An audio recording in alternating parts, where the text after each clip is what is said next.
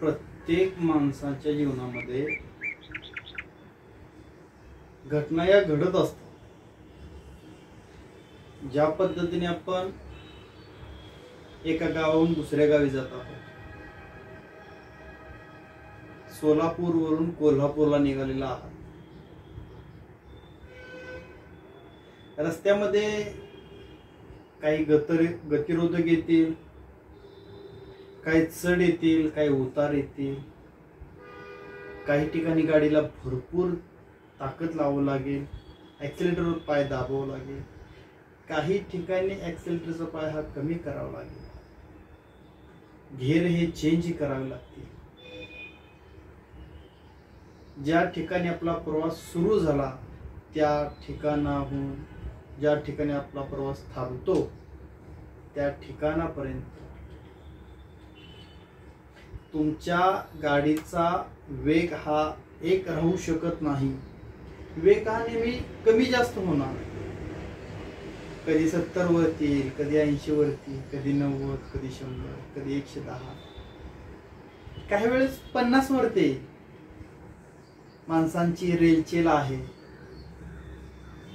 जिथे 40 वरती येऊ लागेल. घाट आहे, ऍक्सिलेटर दाबून दाबून ही वेग हा कमी राहणार.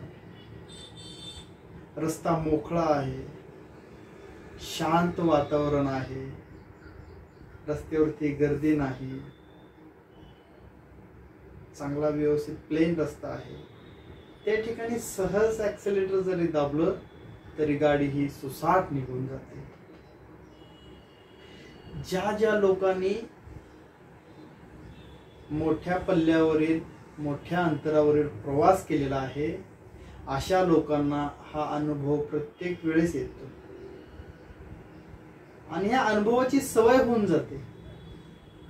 ज्यावेळेस पहिल्यांदा आपण कुठेतरी घाटातून गाडी जात असते त्यावेळेस भीती, धडधड या गोष्टी राहतात. ज्यावेळेस पुन्हा पुन्हा घाटातून गाडी जाते त्यावेळेस ही भीती, धडधड ही कमी होते. ड्रायव्हर ही परफेक्ट होत असतात आणि गाडीमध्ये बसलेले जे प्रवासी आहेत तेही परफेक्ट होत असतात, कारण त्या गोष्टीचा तेवढा सराव झालेला आहे. जीवनामध्ये वेगवेगळ्या घटना घडत असतात.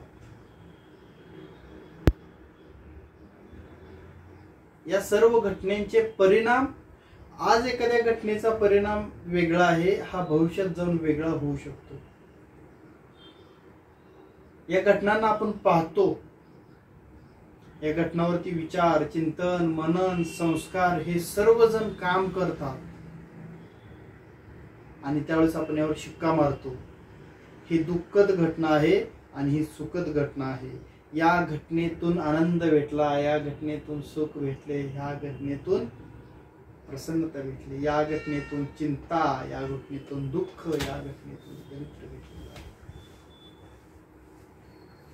ठराविक कालावधीनंतर तीच घटना असते, मात्र त्याचे परिणाम मात्र चेंज होतात. का? कारण त्या कालावधीमध्ये तुमच्यामध्ये आलेली नवीन जागृती असते, नवीन अंडरस्टँडिंग असते, नवीन ही समज असते. दुःख म्हणजे काय आहे? दुःख म्हणजे प्रवासाच्या किंवा प्रवाहाच्या विरुद्ध दिशेने वाहणे किंवा विरुद्ध दिशेने पोहणे. जर प्रवाह उत्तरेकडून दक्षिणेकडे आहे तर तुम्ही उत्तरेकडून दक्षिणेकडे गेले. जर प्रवाह उत्तरेकडून दक्षिणेकडे पण तुम्ही विरुद्ध दिशेने, दक्षिणेकडून उत्तरेकडे जात असाल, प्रवाहाच्या विरुद्ध दिशेने जात असाल तर वरून तेवढंच तुम्हाला प्रेशर येणारं पाणी पुन्हा ओढून नेण्याचा प्रयत्न करा.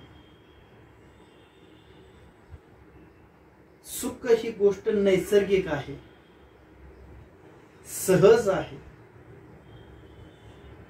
दुःख ही गोष्ट नैसर्गिक नाही, ती कृत्रिम आहे, ती असहज आहे. सुखी होण्यासाठी खूप कमी गोष्टी कराव्या लागतात, दुःखी होण्यासाठी खूप खटाटोप करावे लागतात.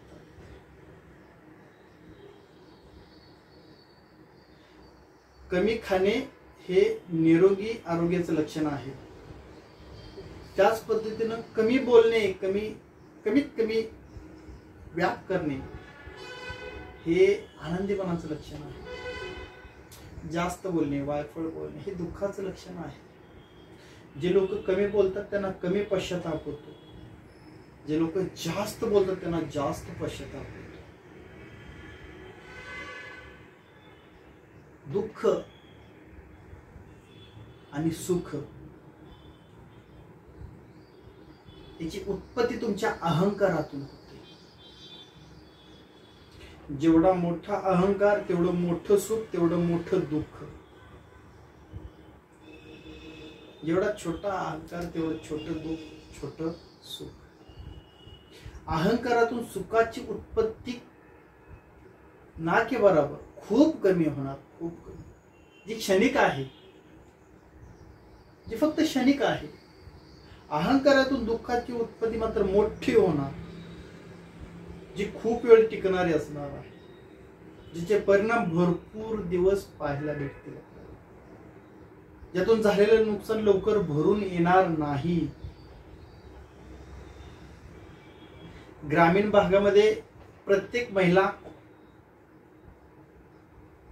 काही सण उत्सव असतील, कार्यक्रम असतील, काही सांस्कृतिक वेगवेगळ्या ऍक्टिव्हिटी असतात, अशा ठिकाणी वेगवेगळे आभूषण दागिने खरेदी करत असतात. ते दागिने खरेदी केल्यानंतर किंवा खरेदी करण्यासाठी जेवढा वेळ, जेवढे पैसे खर्च केले त्यापेक्षा जास्त वेळ हा खर्च होतो ते दागिने दाखवण्यासाठी, ते दागिन्यांचं प्रदर्शन करण्यासाठी. एक अहंकार जागृत झालेला असतो, तयार झालेला असतो. हा जपण्यासाठी ते प्रत्येकापर्यंत नेऊन दाखवलं जातं आणि प्रत्येकाकडून ती वाहवा वाहवा वाहवा घेऊन जो वाढलेला अहंकार आहे तो कुठेतरी थोडाफार शांत होतो असं आपल्याला वाटतं, पण तो अजून तेवढ्याच मोठ्या प्रमाणात वाढला जातो. खूप वर्षापूर्वी एक गोष्ट ऐकली होती. एका खेडेगावामध्ये एक आजी असतात, एकट्याच असतात.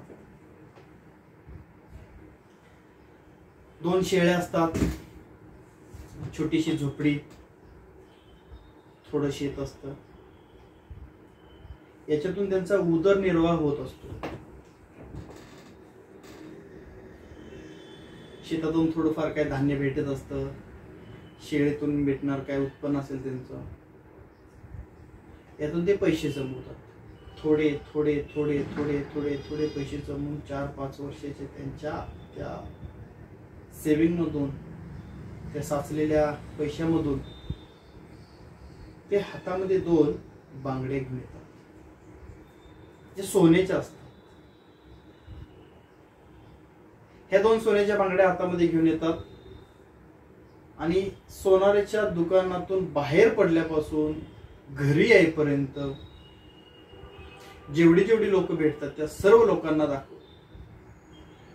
दाखवण्याचा तो एक प्रयत्न असतो. आता तो प्रयत्न कसा असणार, कसं चाललंय. आधी एरवी ही म्हातारी कोणालाही न बोलणारी, ही आजी कोणाकडे डुंगुनी न बघणारी, आज 2-2 आहेत. कसं चाललंय, बरं आहे का, जेवण केलं का, काम कसं चाललंय, मुलांचं बरं आहे का, मुलीचं बरं आहे का, आज ऊन भरपूर आलंय, किती ऊन पडले, आज किती ऊन पडले, तुला बरं वाटतंय का, म्हणून समोरच्या गालावरून हात फिरवणे आणि मनगड त्याच्या नाकामध्ये घालणे, इतपत या सर्व ऍक्टिव्हिटी सुरू असतात, इतपत या सर्व क्रिया सुरू असतात. मात्र दुकानातून निघल्यापासून घरापर्यंत जेवढी लोक भेटतात, जेवढी नातेवाईक भेटतात, त्या सर्वांसोबत या गोष्टी होतात. हे कोणाच्याच लक्षात येत नाही की आजीच्या हातामध्ये नवीन बांगड्या आहेत, ज्या सोन्याच्या आहेत. घरापर्यंत आजी पोचती आणि तिला असं बेचैनी होते. हे एवढं आतापर्यंत मन मारून, पोट मारून साचवलेले पैसे आहेत आणि या पैशातून हे घेतलेले बांगडे आहेत आणि दाखवते सर्वांना, पण कोणालाच दिसत नाही, कोणीच हे पाहत नाही, याचं कोणालाही कौतुक नाही, याचं कोणालाही सुख दुःख नाही. तिची बेचैनी वाढत वाढत वाढत वाढत जाते. संध्याकाळ होते, जी कामं जशी आहे तशी ठेवते, पुन्हा 4 मैत्रिणीच्या घरी जाऊन येते आणि तरीही त्या बांगड्याकडे कोणाचंही लक्ष जात नाही. ते हात सुरूच असतात. आता कसं व्हायचं, आता उन्हाळा वाढला, आता हे वातावरण आलं, आता ते वातावरण आलं, भरपूर कामं करायची आहेत. शेळ्यांना फिरायला न्यायचं आहे, घरातला कचरा काढायचा आहे, जी शेतामध्ये धान्य आहे त्याला पाणी द्यायचं आहे, हे हात हलवणं सुरू असतं. त्याच्याकडे कोणाचंही लक्ष जात नाही. तिला पुन्हा तेवढाच त्रास होतो, पुन्हा चिडचिड होते आणि तिथून ती घरी येते. घरी आल्यानंतर पुन्हा तेवढा राग मनामध्ये असतो की कोणालाच दिसलं नाही की हातामध्ये जे काही सोन्याच्या बांगड्या, तेवढं मनस्ताप तिला होतो. आणि स्वयंपाक बनवत असते, स्वयंपाक बनवत तिचं लक्ष नसतं त्या कृतीवरती, ती करणाऱ्या गोष्टीवरती तिचं लक्ष नसतं. तिच्या मनामध्ये ते दुःख, तो द्वेष, तो अहंकार हा वाढत असतो. तो लावारसारखा सत्य ते करत असतो. आणि कळत न कळत जी चूल असते घरातली, ती चूल ग्रामीण भागामध्ये आज ही ज्या चुली आहेत त्या चुलींना एका व्यवस्थित, म्हणजे चुलीमध्ये ते सरपण टाकणं ही एक कला आहे, जी प्रत्येकाला जमेल असं नाही. धूरही कमी झाला पाहिजे, जाळी तेवढाच व्यवस्थित भेटला पाहिजे. आता गॅसमुळे ही कला लोप पावते, पण ग्रामीण भागामध्ये कला आहे. योग्य वेळी योग्य सरपण देणं, योग्य प्रमाणामध्ये देणं, तर ते स्वयंपाकाला चव येते, ते स्वयंपाक व्यवस्थित शिजला जातो, बनला जातो. आणि कळत न कळत त्याच्याकडून ते सरपण आतमध्ये जास्त टाकलं जातं, त्यातून जाळ बाहेर भरपूर येतो आणि तो जाळ झोपडीला लागतो. ग्रामीण भागामध्ये चारी बाजूने जे झोपडीला भिंती केल्या जातात त्याही पाल्यापाचोळ्यापासूनच केलेल्या असतात. जळ लागतो मोठा, झोपडी पेट घेते, ही बाहेर येते आणि ओरडा लागते, म्हणजे झोपडी पेटली, कोणतरी या पाणी टाका, माती टाका, कोणतरी विझवा. संपूर्ण गाव जमा होतो. गाव जमा झाल्यानंतर कोणतं लोक वगैरे सगळे प्रयत्न सुरू असतात पाणी टाकण्याचा वगैरे. तेवढ्या दिवसभरामध्ये तिला न भेटली तिची एक मैत्रीण येते आणि ती सांगते, अरे तुझ्या हातामध्ये हे जे काय बांगड्या आहेत हे नवीन दिसतात, एवढ्या मोठ्या अग्नीमध्ये किती चमकतात त्या, एवढ्या मोठ्या अग्नीमध्ये किती चमकतात त्या. मात्र एका क्षणामध्ये ते दुःख आणि ते सुख सगळं एकत्र गोंधळतून तिला विचारलं जातो, दिवसभर जर तू मला भेटली असती तर एवढी मोठी माझी झोपडी जाळण्याची किंवा जळण्याची वेळ आली नसते. पण आता ही गोष्टी बोलून दाखवू शकत नव्हती. त्याच्यातूनही तिने सांगितलं, 5 वर्षापासून साठवलेल्या पैशातून हे घेतलेले आहेत. छान आहेत ना? हो छान आहेत. झोपडी तिकडे जळते. हिचा अहंकार कमी झाला, हिचा मनस्ताप कमी झाला. कोणीतरी विचारलं. दैनंदिन जीवनामध्ये आपण जीवन जगत असताना आपल्यासोबत याच घटना घडतात. कोणीतरी विचारावं, कोणीतरी बोलावं, कोणीतरी विचारपूस करावी, कोणीतरी पुढे येऊन मदत करावी, कोणीतरी पुढे येऊन प्रशंसा करावी, स्तुती करावी. मात्र आपण किती लोकांची करतो? नाही, आपण नाही करू शकत, कारण तेवढा अहंकार आहे, तो इगो आहे. आणि आजकाल जेवढी नाती आहेत ही सर्व नाती या इगोमुळे, या अहंकारामुळे याच्यात अंतर वाढत गेलं, हे तणाव वाढत गेले. आणि या सर्व इगोचा, या अहंकाराच्या तणावाचं कारण पुढे जाऊन तुम्हाला दुःखामध्ये भेटत. त्याचा परिणाम तुम्हाला दुःखाला आई आणि बाप आहे. दुःखाला आई आणि बाप आहेत, ते सांगतो पुढे जाऊन. दुःखाची आई कोण आहे, दुःखाचा बाप कोण आहे, ह्या दोघांचं जर आपण मिलन नाही होऊ दिलं तर तुमच्या आयुष्यामध्ये दुःखच येणार नाही. दैनंदिन जीवन जगत असताना प्रत्येकाला एक सवय लागून जाते किंवा आपल्या आसपास एक व्यक्ती असते, आपल्या आसपास भरपूर लोक असतात असे. आपले ज्या अडचणी आहेत, आपल्याला झालेलं नुकसान आहे, आपल्याला झालेली वेदना आहे, आपल्या पदरी पडलेले जे दुःख आहे, हे प्रत्येकाला सांगत सुटायचं. घरामध्ये कोण नातेवाईक आले, बसले, कसं चाललंय म्हटले का हा टेप सुरू झाला.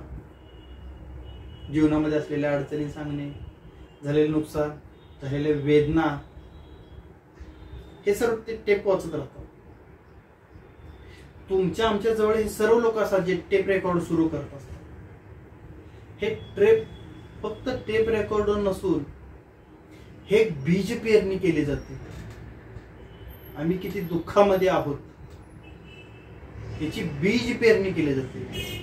आणि आज जी बीज पेरणी करता त्याचं उद्या कोंब येतो, ते उमलतं, छोटंसं रोपटं तयार होते. रोपट्याचं कधी कधी वटवृक्ष होईल हे सांगता येत नाही.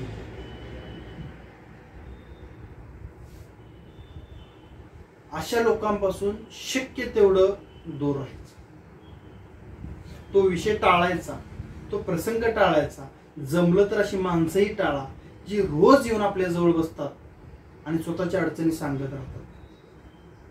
किंवा भरपूर लोकांना स्वतःलाच सवय असते आपल्या अडचणी सांगायची. ही सवय कुठेतरी बदला. तुमचे ज्या अडचणी आहेत त्यावर तुम्ही मात करणार आहात. तुम्हाला झाले जे वेदना आहेत ते तुम्हाला सहन करायचे आहेत. तुम्हाला आलेले जे पदरी दुःख आहे हे तुम्हाला भोगायचं आहे. हे रोज उठून प्रत्येकाला सांगून काहीही फायदा होणार नाही. तुम्ही रोज नवीन बीज पेरणी करता. तुम्ही रोज नवीन ही ऊर्जा प्रसारित करताय, लोकांमध्ये उधळताय. तुम्हाला सांगायचं आहे, बोलायचं आहे, सल्ला घ्यायचा आहे. एखाद्या तज्ञ व्यक्तीसोबत बोलू शकता, एखाद्या अनुभवी व्यक्तीसोबत बोलू शकता, 2 बोलू शकता, 3 लोकांपर्यंत. अख्ख्या गावाला तुमचं दुःख तुम्ही जर ओरडून सांगत असाल, वेदना सांगत असाल, नुकसान सांगत असाल, याच्यातून काहीच होणार नाही. भविष्यात तुम्ही जेव्हा जेव्हा त्या लोकांपुढे जाल, त्या लोकांसमोर जाल, तेव्हा तेव्हा ती बीज कोंब बाहेर येतील, ती उमलण्याचा प्रयत्न करतील. आणि तेव्हा तेव्हा तुम्हाला ते विचारलं जाईल. 10 वर्षापूर्वीची जरी घटना असेल तरी कसं रे त्यावेळेस ते झालं होतं, आता बरं आहे का? तुम्ही म्हणायचं नाही काय, कशाचं बरं, अजून तेच सुरू आहे. का? कारण केलेल्या बीजाची पेरणी आहे. कापणीला तर येणारच आहे, ते उगवणार तर आहेच. त्यात पुन्हा बीज हे तयार होणारच आहे. दुःख हे कोणाच्या पद्धतीने नसतं, दुःख हे प्रत्येकाला असतं. त्रास, भोग, यातना ह्या प्रत्येकाच्या असतात. काही लोकांना शरीर भोग असतात, काही लोकांना शरीर भोग असतात, काही लोकांना मन भोग असतात, मनस्तापाचे भोग असतात, जे प्रत्येकाला भोगायचे आहे. त्यातला हा थोडासा काळ आहे. इंटरव्हल झाला असं समजा. तिथून पुढे जगा. झालेले दुःख, वेदना, अडचणी यावर मात करून पुढे या. तेच तेच तेच तेच गिरवत बसू नका. 8च्या आकड्यातून बाहेर पडलं पाहिजे. तुम्ही त्या 8च्या आकड्यामध्येच राहा, तर त्यात वेळ, पैसे आणि हा आनंद सर्व त्यामध्ये खर्च. दुःखाचे कारण झालेल्या गोष्टी, काय सांगतोय, दुःखाचं कारण झालेल्या गोष्टी घटनेची स्वीकार न करणं. भूतकाळात काही गोष्टी घडून गेलेल्या असतात 10 वर्षापूर्वी, 15 वर्षापूर्वी. त्या घटना याचा आजही आपल्याला स्वीकार नसतो भरपूर लोकांना. एक काम करा, एक दिवशी एक पेपर घ्या, एक पेन घ्या आणि भूतकाळामध्ये जेवढ्या घटना घडून गेलेल्या आहेत त्या सर्व लिहून काढा. त्यातल्या भरपूर घटना अशा असतील ज्यावर आज आपल्याला हसू येईल. भूतकाळामध्ये काही घटना अशा घडून गेलेल्या आहेत त्यावेळेस आपल्याला त्रास झाला. 7 वर्षापूर्वी एखादी घटना घडून गेली, ज्या घटनेवेळेस आपण खूप रडलो, वेदना झाल्या, त्रास झाला, मनस्ताप झाला, तुम्हाला झाला, कुटुंबाला झाला, सर्वांना झाला. आज तुम्ही त्या घटनेवरती हसा. आज ती घटना तुम्हाला क्षुल्लक वाटेल. मग या 7 वर्षामध्ये काय झालं? या 7 वर्षामध्ये फक्त ती स्वीकारली गेली. काही लोक 7 वर्षामध्ये पण स्वीकारत नाही. 17 वर्ष लागतात, 27 वर्ष लागतात, 37 वर्ष लागतात, 47 वर्ष. लहानपणी एकासोबत भांडण झालेले असतात, म्हातारे झाले तरी बोलत नाही. म्हणजे अजून तो स्वीकार भाव नाही. काही लोक त्यातून खूप लवकर बाहेर पडतात, काही लोक थोडीशी उशिरा बाहेर पडतात. एक कागद घ्या आणि त्या कागदावरती लिहा, भूतकाळात भरपूर घटना अशा घडून गेल्या ज्यावर तुम्हाला आज हसू येते, आज क्षुल्लक वाटतात. आज वाटतं उगीच त्या घटनेमध्ये एवढा टाइमपास केला, एवढे पैसे खर्च केले, एवढा स्वतःला त्रास करून घेतला. आज वाटते भूतकाळात घडलेल्या घटनाबद्दल. मग ज्या घटना तुमच्या आज घडतात तुमच्यासोबत, ज्यातून तुम्हाला वेदना होतात, ज्यातून अडचणी निर्माण होतात, ज्यातून दुःख होतं, या घटनावरती भविष्यात तुम्ही हसणार नाही. या घटना भविष्यामध्ये तुम्हाला क्षुल्लक वाटणार नाहीत. याची काही गॅरंटी आहे? जर भूतकाळातील घटनेवरती आज आपण हसतोय, तर आज ज्या घटना आहेत या घटनेवरती आपण भविष्यामध्ये हसणार आहे. या घटना आपल्याला तेवढ्या क्षुल्लक वाटणार आहेत, कारण तेवढा वेळ जाणार आपल्याला स्वीकार करण्यासाठी. जर 7 वर्षानंतर आपण या गोष्टीवर हसणार आहे, तर 7 महिन्यानंतर का नाही या गोष्टीचा स्वीकार करावा? 6 महिन्यात स्वीकार करा, 6 आठवड्यामध्ये स्वीकार करा, 6 दिवसामध्ये स्वीकार करा, 6 तासामध्ये, 6 मिनिटांमध्ये, हे 6 सेकंदावरती. आणि दुःख नावाची जी गोष्ट आहे जीवनातून निघून जाते. रडण्यासाठी एक वेळ आहे, त्रास वेदना यातना सहन करण्यासाठी एक वेळ आहे. हा टाइम पिरियड जेवढा तुम्ही कमी कराल तेवढं जीवन तुमचं सार्थक होईल. हसणार आहात तुम्ही, मग 7 वर्षानंतर हसणार ते 6 महिन्यामध्ये या, 7 आठवड्यावरती या, 7 दिवसावरती या, 7 तासावरती या, 7 मिनिट आणि 7 सेकंद. फक्त ज्या वेळेस तुम्हाला स्वीकार होईल त्यावेळेस तुम्ही ती गोष्ट स्वीकार करणार आणि त्यातून जो होणारा त्रास आहे, यातना आहे, दुःख आहे, त्यातून तुम्ही बाहेर पडणार आहात.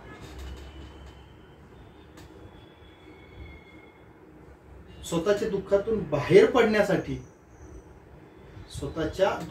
बाहेर पडण्यासाठी, स्वतःलाच प्रयत्न करावा लागणार आहे. इतर कोणीही येऊन तुम्हाला मदत करेल आणि या सर्व दलदलीमधून, चिखलामधून, घाणीमधून बाहेर काढेल, हे डोक्यातून काढ. जरी कोण बाहेर काढायला जरी आलं तरी तुमचे प्रयत्न किती आहेत हे ते पाहणार आहेत. भरपूर लोक तक्रार करतात, परमेश्वर यातून कधी बाहेर काढेल आम्हाला. अरे तू बाहेर पडण्याचे प्रयत्न तरी कर, एक पाऊल तरी टाक, एक तरी पाऊल टाक, उठून तरी उभा राहा.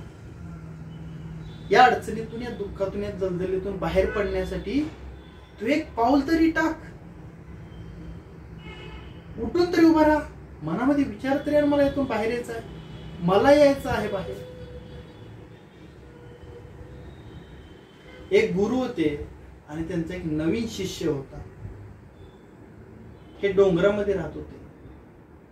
त्यांची डोंगरामध्ये अशी कुटी होती आणि त्या कुटीमध्ये रोज संध्याकाळी गुरु अचानक कुटीतून, म्हणजे पहाटे लवकर बाहेर पडायचे.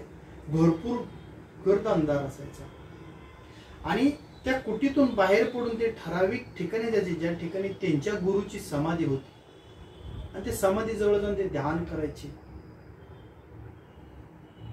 हा नित्यक्रम त्यांचा ठरलेला होता. रोज ते नवीन शिष्याला सोबत घेऊन जायचे. त्या गुरुजवळ एक नवीन शिष्य आले होते. तिने आदल्या दिवशी सांगितलं, उद्या सकाळी मी साधनेसाठी बाहेर पडणार आहे, त्यावेळेस तू माझ्या सोबत असणार आहेस. तिथपर्यंत पोहोचण्याची व्यवस्था आहे, जे नियोजन आयोजन आहे त्याची व्यवस्था तू करणार आहेस. सगळ्यात पहिले एकच नियोजन असणार आहे, तिथपर्यंत जाण्यासाठी मला उजेड पाहिजे, कारण खूप अंधार असतो, आणि ती उजेडाची व्यवस्था कर. कंदील वगैरे आता साफ वगैरे करून ठेव. कंदीलमध्ये जे काही लागणारं केरोसिन असेल, रॉकेल असेल, जे तेल असेल ते आताच व्यवस्था करून ठेव, कंदील साफ करून ठेव. दुसऱ्या 4 शिष्यांनी सांगितले, त्या पद्धतीने ते सर्व गोष्टी त्यांनी केल्या आणि सर्वजण झोपले. या नवीन शिष्याला मात्र झोपच आली नाही. तो रात्रभर जागा आहे. त्याला एकच विचार पुन्हा पुन्हा यायचा. इथून 5 किलोमीटर अंतरावरती गुरुंच्या गुरुची समाधी आहे, जिथे उद्या सकाळी पहाटे लवकर जायचं आहे. भरपूर अंधार असतो, जे 5 किलोमीटर अंतरावरती आहे, आणि आम्हाला एकच कंदील घेऊन जायचा आहे. एका कंदिलावरती 5 किलोमीटर कसं जायचं? हा रात्रभर असा. सकाळी गुरु उठले, त्यांनी पाहिलं, हाय उठला, त्यांचे सर्व प्रांतविधी ओरखले गेले, आंघोळी केली, कपडे घातले. गुरु म्हटले, तयार आहेत का? हो, तयार आहे. गुरु बाहेर येऊन थांबले, पण हा मात्र बाहेर कुठेतून बाहेरच यायला तयार नाही. गुरुनी 1 आवाज दिला, गुरुनी 2 आवाज दिला, गुरुनी 3 आवाज दिला. गुरु आतमध्ये आले, त्यांनी पाहिलं शिष्य काय करतोय, तर डोक्याला हात लावून बसला. डोक्याला हात लावून बसला. काय करतोय? त्या कंदिलाकडे पाहतोय. गुरुने विचारलं, काय झालं, काय विचार करतोय तो? त्यांनी सांगितलं, मी विचार करतोय, आपल्याला 5 किलोमीटर लांब जायचं आहे. हा कंदिलाचा प्रकाश तर फक्त 3 पावलापर्यंतच पडतोय, 4थं पावली दिसत नाही पडलेलं. अंदाजे 3 पावलापर्यंत पडतो. आपण 5 किलोमीटर कसं दूर जायचं? हा विचार मी रात्रभर करतोय ना, आताही करतोय. गुरुनी कंदील हातामध्ये घेतला, त्याला म्हणले, उभा राहा पुढे. उभा राहा. त्याच्या हातामध्ये दिला. 1 पाऊल टाक. 1 पाऊल टाकलं. आता किती पाऊल टाकू शकतो? ते म्हणलं, 3 पाऊल टाकू शकतो. पुन्हा 1 पाऊल टाक. पुन्हा 1 पाऊल टाक. आता किती पाऊल टाकू शकतो? आता पुन्हा मी 3 पाऊल टाकू शकतो. तुम्ही 1 पाऊल टाका. परमेश्वर, हा निसर्ग, हा ईश्वर तुम्हाला बाहेर पडण्यासाठी 3 पावलाची तयारी ही करून ठेवलेली आहे. आज ज्या दुःखामध्ये, ज्या अडचणीमध्ये, ज्या वेदनामध्ये तुम्ही आहात, जे भोगताय, जे फेस करताय, यातून बाहेर पडण्यासाठी फक्त 1 पाऊल टाका. 3 पावलाची तयारी ईश्वराने करून ठेवलेली आहे. स्वतःवर विश्वास ठेवा आणि फक्त 1 पाऊल बाहेर. परमेश्वरावर ठेवू नका विश्वास. परमेश्वर कधीही म्हणत नाही माझ्यावर विश्वास ठेवा. सूर्य कधीही म्हणणार नाही माझ्यावर विश्वास ठेवा. तुम्ही विश्वास ठेवला तरी तो उगवणारच आहे, आणि तुम्ही विश्वास नाही ठेवला तरी तो उगवणारच आहे. निसर्ग कधी म्हणणार नाही माझ्यावर विश्वास ठेवा. आंब्याच्या झाडावर विश्वास ठेवला तरी तो तुम्हाला आंबे देणारच आहे, आणि विश्वास नाही ठेवला तरी तो तेवढेच रसाळ आंबे तुम्हाला देणार आहे. विश्वास स्वतःवर ठेवा. तुमच्या आतमध्ये असणारा जो परमात्मा रूपी आत्मा आहे त्यावर विश्वास ठेवा. जो आत्मा आहे यावर जर विश्वास असेल तो परमात्म्याला सहज उपलब्ध होऊ शकतो. स्वतःवर विश्वास ठेवा. इतर कोणावरही विश्वास ठेवण्याची गरज नाही. तेवढा आत्मविश्वास तुमच्यामध्ये असेल, स्वतःवर तेवढा विश्वास असेल, तर या सर्व गोष्टीवरती तेवढा तुमचा विश्वास तयार होतो. 1 पाऊल टाका. 3 पावलाची व्यवस्था ही ईश्वराने करून ठेवलेली आहे. रोज रोज ज्या तक्रारी आहेत या ऐकणं आणि करणं दोन्ही बंद करा. कारण जर एखाद्या हॉस्पिटलमध्ये जिथे सर्दी ताप खोकल्याचे पेशंट ऍडमिट आहेत आणि तुम्ही वारंवार त्या ठिकाणी जात असाल, तिथून फिरून येत असाल, त्यांच्या संपर्कामध्ये राहत असाल, तर ते संसर्गजन्य रोग आहेत. संसर्ग तुम्हालाही होईल, तुम्हीही आजारी पडा. ह्याच्यात तक्रारी आहेत. जे लोक हे रोज उठून सांगतात मी दुःखी आहे, मी कष्टी आहे, मला यातना आहेत, मला अडचणी आहेत, मला एवढे प्रॉब्लेम्स आहेत, या लोकांचा संसर्ग तुम्हाला कधी होईल हे सांगता येणार नाही. होईल आज नाही तर उद्या या लोकांचा संसर्ग तुम्हाला होणार. कारण हे संसर्गजन्य आहे. दुःख हे संसर्गजन्य आहे. मित्राचे वडील वारले, त्याला फक्त एकट्याला दुःख होईल का? ज्यावेळेस तुम्ही त्याला पाहाल त्यावेळेस त्याचं जे दुःख आहे, त्याचे जे यातना आहेत, त्याचे जे वेदना आहेत ते तुमच्यापर्यंत पोहोचतात आणि आपसूक तुमच्या डोळ्यातून पाणी बाहेर पडतं. का? कारण हे संसर्गजन्य आहे. कॉलेजमधील एखादी मुलगी आहे, प्रेयसी आहे, खूप वर्ष झाली, आता विसरला आहात, चेहराही लक्षात नाही. ज्या क्षणाला ज्या मिनिटाला तुमच्या समोर येईल ते डोळ्यातील ज्यावेळेस प्रेम, तो आदर, तो रिस्पेक्ट ज्यावेळेस पाहाल त्यावेळेस पुन्हा तुमच्या मनामध्ये ते तयार होईल. का? कारण संसर्गजन्य आहे. हे काय आहे? संसर्गजन्य. जसं दुःख हा संसर्गजन्य आहे त्याच पद्धतीने आनंद हा सुद्धा संसर्गजन्यच आहे. जे लोक रोज उठून कंप्लेंट्स करतात देवाच्या नावाने, स्वतःच्या नावाने, स्वतःच्या आईबापाच्या नावाने, प्रसंगाच्या नावाने, निसर्गाच्या नावाने, प्रकृतीच्या नावाने, ऋतूच्या नावाने, शेजाऱ्याच्या नावाने, शिक्षकांच्या नावाने, डॉक्टरांच्या नावाने, वकिलांच्या नावाने, गव्हर्नमेंटच्या नावाने, पुढाऱ्यांच्या नावाने, राजकारण्याच्या नावाने, प्रधानमंत्र्यांच्या नावाने, जे फक्त रोज उठून कंप्लेंट्स करतात, अशा लोकांपासून दूर राहा. ते वाईटच का चांगले डझंट मॅटर, ते माहित नाही ते कसलेत. पण जो व्यक्ती रोज उठून कंप्लेंट्स करतो, जो रोज तक्रारीच करतोय, त्याचा संसर्ग आपल्याला होऊ शकतो. जो व्यक्ती खूप गोष्टी समजून घेतोय, स्वीकार करतोय, आनंदी जीवन जगतोय, प्रसन्न वातावरणामध्ये असतो, अशा व्यक्तीच्या सोबत राहा. तुमचं दुःख, यातना, अडचणी, भोग खूप कमी होतील. कारण जसं दुःख संसर्गजन्य आहे तसं प्रेम, आनंद हे सुद्धा संसर्गजन्यच आहे. भक्ती ही सुद्धा संसर्गजन्यच आहे. ढवळे शेजारी बांधला पवळा, वान नाही पण गुण लागला. अशा लोकांपासून ढवळा पण नको, पवळा पण नको. आनंदी लोकांसोबत राहा, प्रसन्न लोकांसोबत राहा. ज्यांना पाहिल्यानंतर छान वाटेल, समाधान वाटेल, ज्यांच्या सोबत गेल्यानंतर प्रसन्न वाटेल, अशा लोकांसोबत राहायचं. अशा लोकांच्या सहवासात राहा. त्यातून फायदा होईल, तुमचा होईल, कुटुंबाचा होईल, समाजाचा होईल. दुःख प्रत्येकाच्या औषध असते, ते थोडस बाजूला ठेवून या लोकांकडून शिकायला भेटेल. आजपासून एक गुण सोडायचा. प्रत्येक माणसाच्या स्वभावामध्ये वेगवेगळे गुण आहेत. जसे एक व्यक्ती आहे जो एका नाटकामध्ये वेगवेगळे पात्र करतो.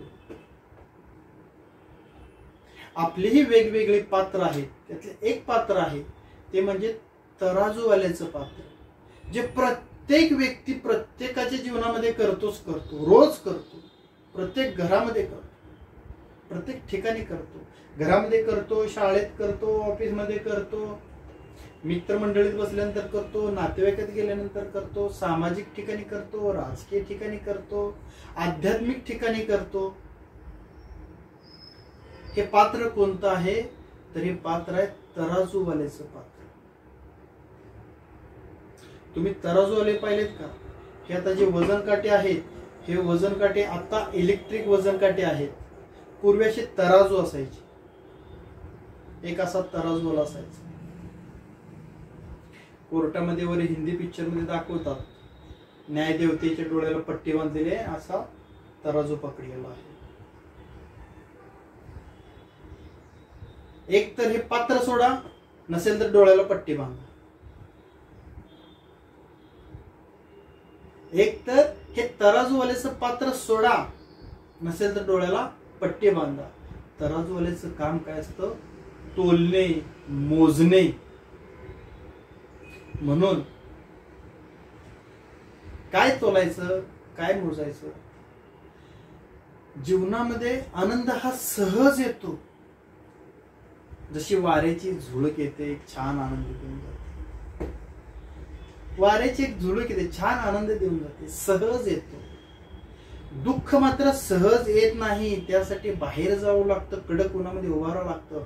मग ते भासतं, मग ते यातना, मग ते वेदना होतात. वाऱ्याची झुळूक सहज येते, दुःखासाठी खूप कष्ट करावं. जीवनामध्ये रोज नवीन नवीन घटना घडतात. आपण त्या घटना मोजतो, तोलतो, तराजूमध्ये ठेवतो. ही घटना सुखाची आहे का दुःखाची आहे? ही घटना किती किलोची आहे, किती ग्रॅमची आहे, किती लिटर आहे? ही घटना किती लिटर आहे, किती किलो आहे मोजतो आणि आपण त्याला एक लेबल लावतो. हे दुःख आहे, हे सुख आहे. आपण नेहमी असे मोजत असतो, नेहमी मोजत असतो आपण. यातून मला फायदा काय होतो, यातून मला त्रास काय होतो, यातून मला यातना काय होतात, नुकसान काय होतं. घटना ही घटना आहे, घटना ही घटना आहे. घटना घडू द्या, डोकं शांत ठेवा, व्यवस्थित पहा, समजून घ्या, उमजून घ्या. त्रास होत असेल तर थोडस बाजूला सोड, त्रास होत असेल तर थोडस बाजूला सोड. मी माझे जे विद्यार्थी होते, टीचिंग करतो त्यावेळेस त्या प्रत्येक विद्यार्थ्यांना एक प्रश्न सांगायचो, आजही सांगतो. प्रश्न सोडवण्याआधी, कोणताही प्रश्न, कोणताही पेपर सोडवण्याआधी एक नियम लक्षात ठेवायचा. पेपरमध्ये जेवढं काय सोपं सोपं दिसतं ते सगळं सोपं सोडून टाकायचं. पेपरमध्ये जेवढं काय सोपं सोपं दिसतं ते सर्व सोपं सोपं सोडून टाकायचं. अवघड सुद्धा सोपं होतं. पेपरमध्ये येणारं सर्व सोपं सोपं सोपं सोपं सोडून टाकायचं.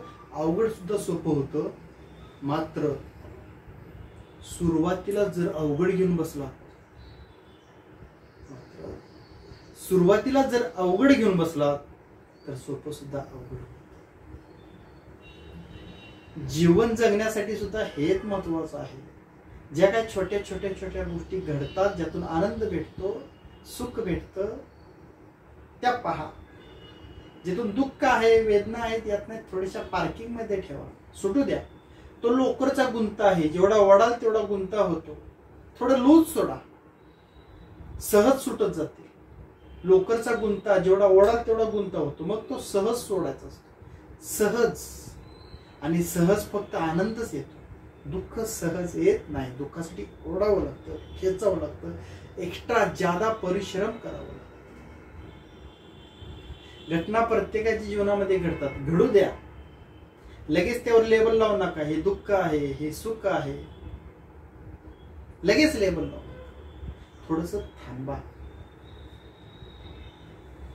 काही गडबड करू नका. 12वीचा निकाल लागला, 12वीचा निकाल लागला. शेजारचा मुलगा शाळेमध्ये गेला, जे बोर्ड सर्टिफिकेट पूर्वी लॅपटॉप वरून किंवा कम्प्युटरवरून भेटायचे ते घेऊन आला. ते घेऊन आला आणि घरामध्ये ठेवलं. घरामध्ये कोणीच नव्हतं. घरातले कुठे गेले ते पाहण्यासाठी हा बाहेर गेला. घरातले बाहेरचे घरामध्ये आले. तरी बघितलं टेबलावरती काय ठेवले, बोर्ड सर्टिफिकेट आहे, मार्क लिस्ट. ते उचललं, पाहिलं, नापास. मुलगा आला, आल्यानंतर धो धो धो धो धुवून काढला. जेवढं बोलता तेवढं बोलून टाकलं. मुलगा म्हणला, झाले तरी काय, एवढ्यासाठी सगळं केलं होतं का, सगळं मातीत गेलं, सगळं पाण्यात गेलं, सगळ्यावरती हे झालं ते झालं, सगळं झालं. घरातले सगळे बोलून मारून थकले, कंटाळले, शांत बसले. मुलगा म्हटला, आता तरी सांगा झाले काय. अरे नालायका म्हणले, तोंड काळ केलं, शेण खाऊन आलास आणि सांगतोय झालं काय, हे काय नापास झालाय. तो म्हणला, तो माझा रिझल्ट नाही, तो शेजारच्या चिंटूचा रिझल्ट आहे. नंतर मग त्यातला रोल नंबर वाचला, मग ते नाव वाचलं, मग सर्व खाली मार्क बघितली, हे चिंटूच आहे, माझं खाली आहे. मग तो पेपर बाजूला ठेवला, खालचा उचलला, त्यावर बघितलं, आधी नाव वाचलं, ते त्यांच्या मुलाचं होतं, मग रोल नंबर वाचला, मग खाली जाऊन बघितलं, सगळ्या विषयाला चांगली मार्क पडलेली होती. मुलगा उत्तम मार्काने पास झालेला होता, उत्तीर्ण झालेला होता. थोडीशी गडबड केली नसती, थोडीशी घाई केली नसती, थोडासा उतावीळपणा केला नसता, स्वतःलाही त्रास झाला नसता. आणि हा त्रास आता बाहेर कसा काढायचा म्हणून त्या मुलालाही तेवढा प्रसाद द्यायची गरज भासली नसती. दैनंदिन जीवन जगत असताना थोडं शांत, काही गडबड करू नका, उतावीळपणा करू नका. अतिघाई संकटात नेऊ नका. अतिघाई संकटात जाई. काही करू, थोडं शांत, थोडस शांत, थोडं संयमाने.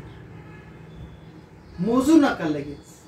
घटना घडली की लगेच मोजू नका, लगेच तराजू मध्ये टाकू नका. हे दुःखाचं आहे का सुखाचं आहे? दोन तराजू आहेत, त्याला खाली इकडं आहे दुःख, इकडं आहे सुख. लगेच टाकू नका सुखाच्या किंवा दुःखाच्या. जो उतावीळपणा झाला, त्या बिचाऱ्याला जे काय हाणलं गेलं, मारलं गेलं, जो त्रास यातना तुम्ही भोगल्या आणि त्यालाही दिल्या, त्याच्यातून काहीही भेटलं नाही. थोडस तराजूचे लेबल लगेच बघू नका. घटना घडली सुखात टाका, घटना घडली दुःखामध्ये टाका. लगेच मोजू नका, मापू नका. थोडस थांब, घाई गडबड करू. जो मुलगा पास झाला होता, घटना इथेच नाही संपली, अजून पुढे आहे. म्हणून सांगतो, लगेच लेबल लावू नका, संपलं म्हणू नका. समजून घ्या, उमजून घ्या, काय सांगतोय ऐका, काय घडते पहा. जो मुलगा उत्तम मार्काने उत्तीर्ण झाला होता, तो उच्च शिक्षणासाठी बाहेर गेला.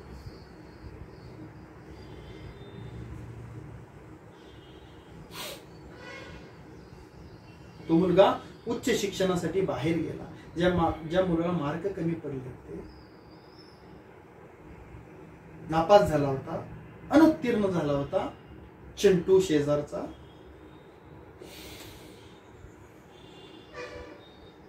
त्या चिंटूनी हे सर्व घरी नेलं, दाखवलं. त्याच्या घरी तेच घडलं.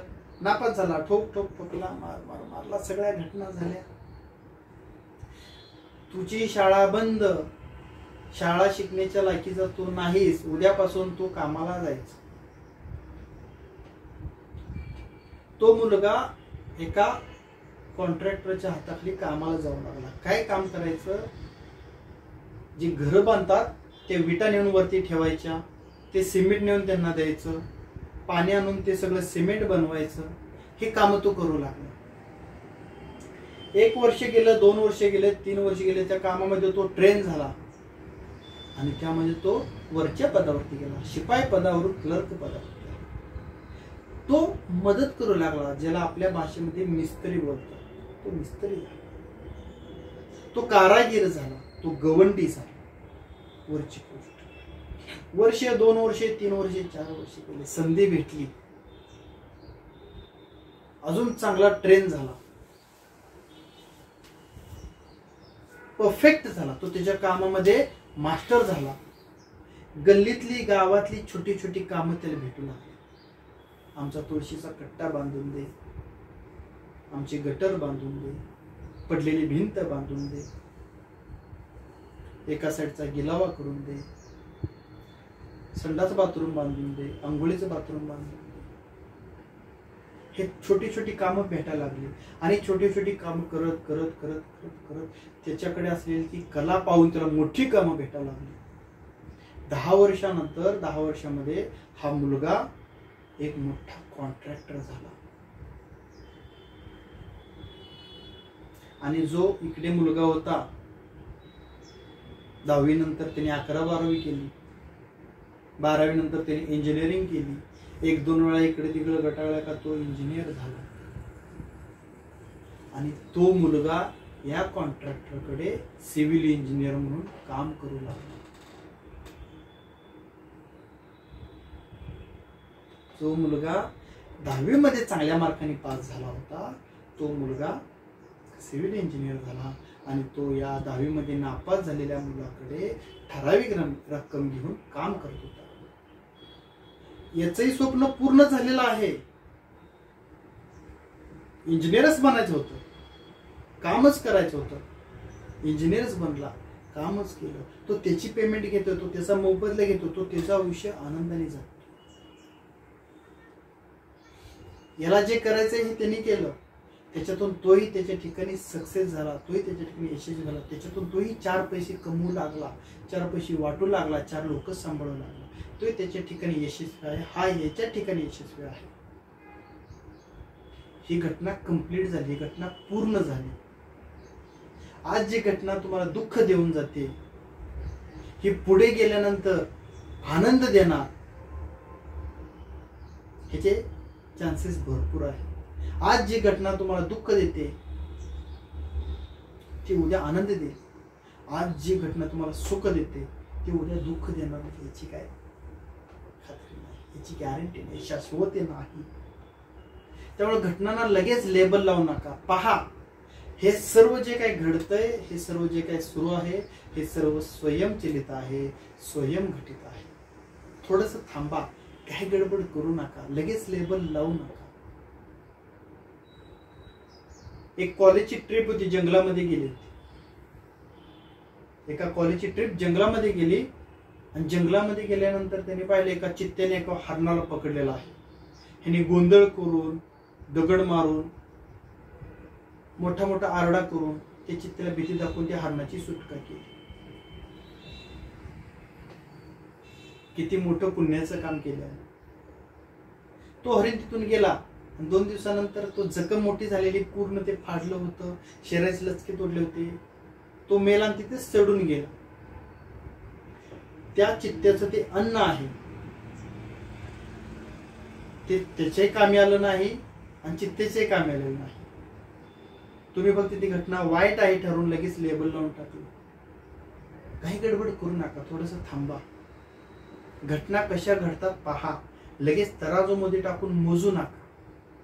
हे वाईट आहे, हे चांगलं आहे. हे जसे वाईट आणि चांगलं, हे जसे तराजू आहेत, तसे दुःखाचे 2 आईबापही आहेत. आता सांगतो आईबाप कोण आहे. जसे आपले आईबाप आहेत तसे दुःखाचे आईबाप आहेत. थोडस संपर्क क्षेत्रामध्ये या, रेंज मध्ये या. थोडस संपर्क क्षेत्रामध्ये या, रेंज मध्ये या. सांगतो दुःखाचे आईबाप कोण आहे. दुःखाची आई आहे चिंता, वाटते भूतकाळाची. दुःखाची आई आहे चिंता, जी वाटते भूतकाळाची. दुःखाचा बाप आहे भविष्य, ज्याची वाटते काळजी. भूतकाळाची चिंता, घडून गेलेल्या गोष्टी आहेत त्याची उगीच चिंता करत बसायचं. आणि भविष्य काळात ज्या गोष्टी घडणार आहेत त्याची काळजी करायची. खूप वर्षापूर्वी एखादी घटना घडून गेली, ज्या गोष्टीबद्दल, त्या घटनेबद्दल आज ही चिंता करत राहायचं. असं झालं, असं झालं, असं झालं, असं. भविष्यात काही घटना घडणार आहे त्याची काळजी करायची. कसं होईल, कसं होईल, कसं होईल, कसं होईल. तुम्ही म्हणा एवढ्याने काय होऊ शकतं, एवढ्याने खूप काय होऊ शकतं.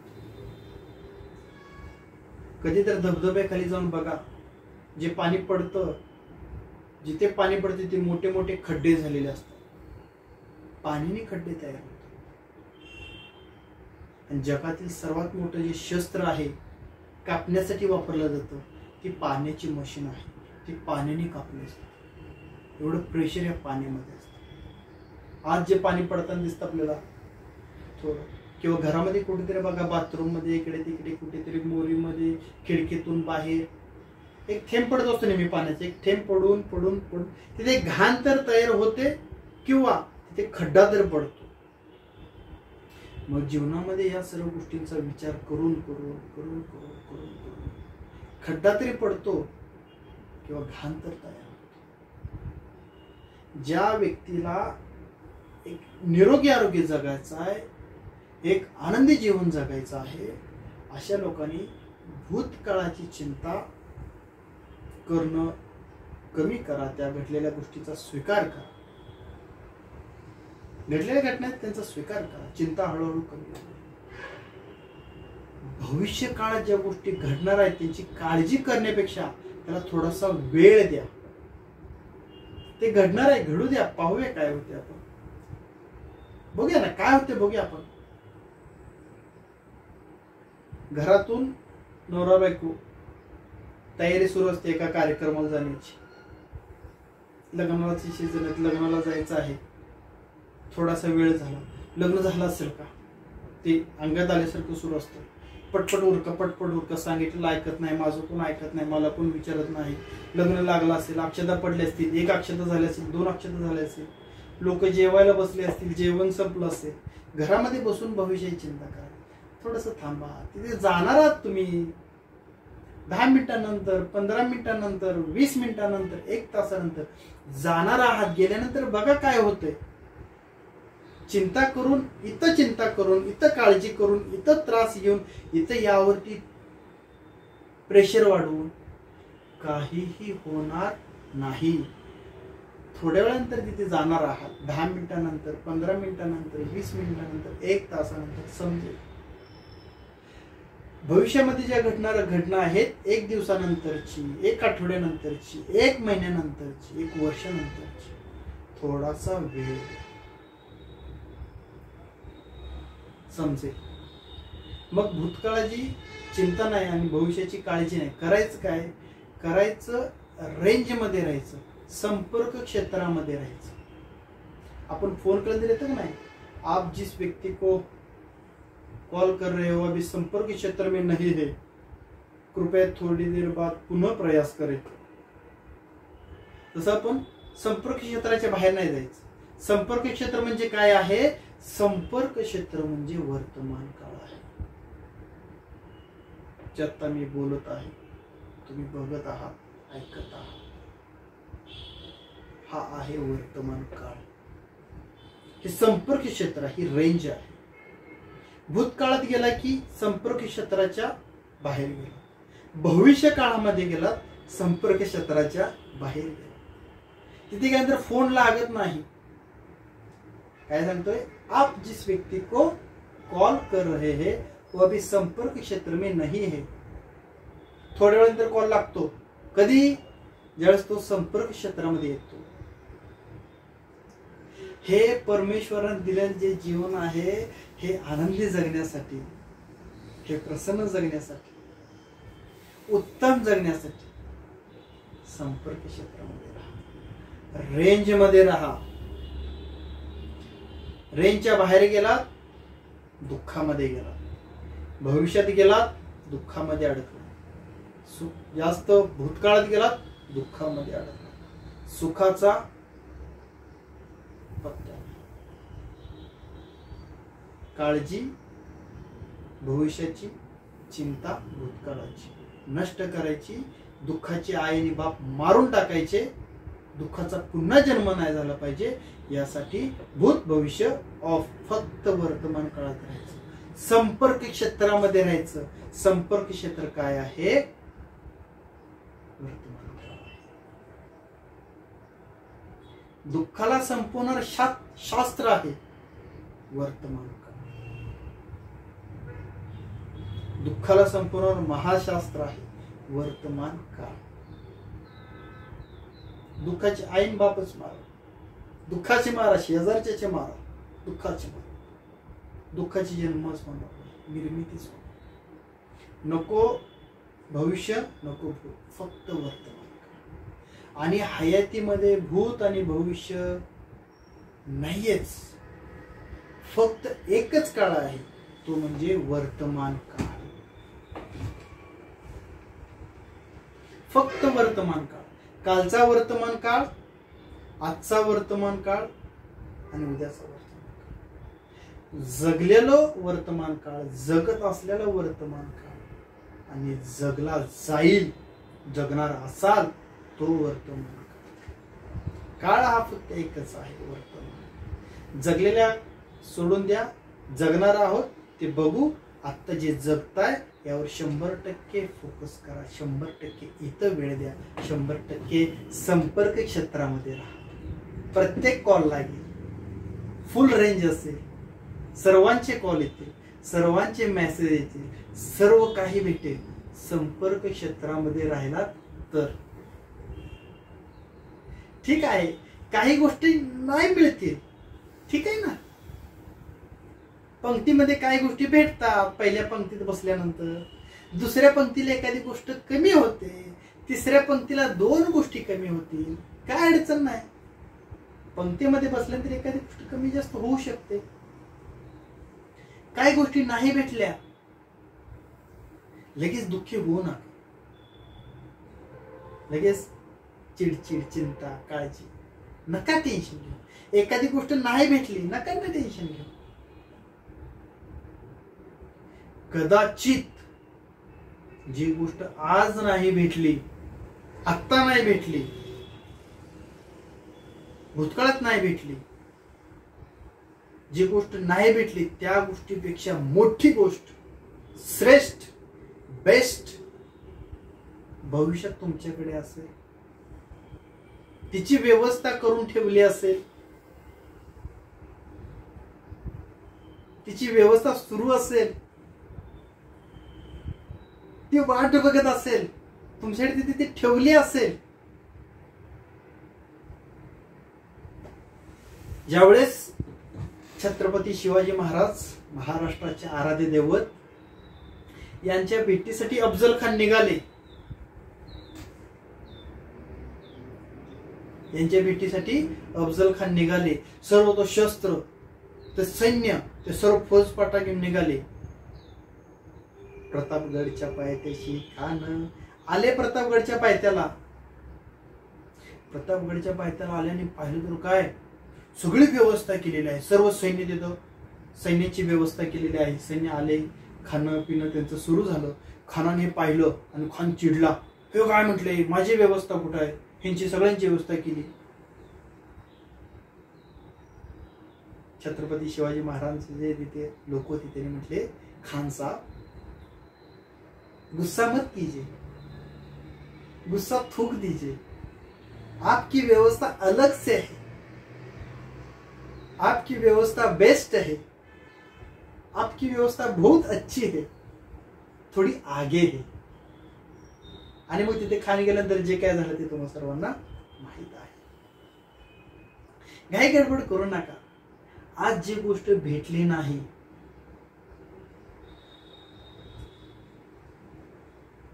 ती तुमच्या कदाचित पात्रतेची नसेल, तुम्ही तिच्या पात्रतेची नसाल, त्या गोष्टीच्या तुमच्यासाठी बेस्ट पुढे काहीतरी वाढून ठेवलेलं आहे, वाटून ठेवलेलं आहे, त्याची वाट बघत आहे. कॉलेजमध्ये आहात, एखादी प्रेमिका नाही भेटली, नका टेन्शन घेऊ, नका लगेच गळफास घेऊ, नका हात फाडू. तुमची पात्रता नसेल किंवा तिची पात्रता नसेल, तुम्ही ज्या पात्रतेचे आहात तिची व्यवस्था पुढे करून ठेवलेली आहे. आज एखादी नोकरी नाही भेटली, नका काळजी करू, नका चिंता करू, नका रडू.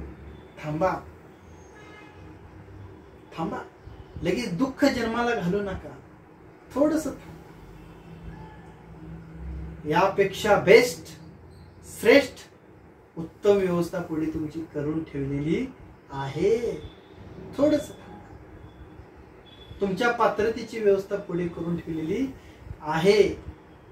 एखाद्या व्यवसायात आज नाही यश भेटलं, नका टेन्शन घेऊ. व्यवसायच करायचा आहे ना, अजून एखाद्या वेगळ्या मार्गाने करून बघा, पद्धत बदलून बघा. कदाचित यापेक्षा बेस्ट, श्रेष्ठ पुढे तुमच्यासाठी वाढून ठेवलं असेल. तुमच्या पात्रतेच पुढे थोडस असेल. आज एखादा मित्र सोडून गेला, जाऊ द्या. आज एखादा नातेवाईक सोडून गेला, जाऊ द्या. आजच पाहुणे सकाळी आले ते बघायला, नकार दिला, आज एखादी गोष्ट चोरीला गेली, जाऊ. शोक करा, दुःख करा, त्याला एक लिमिट ठेवा.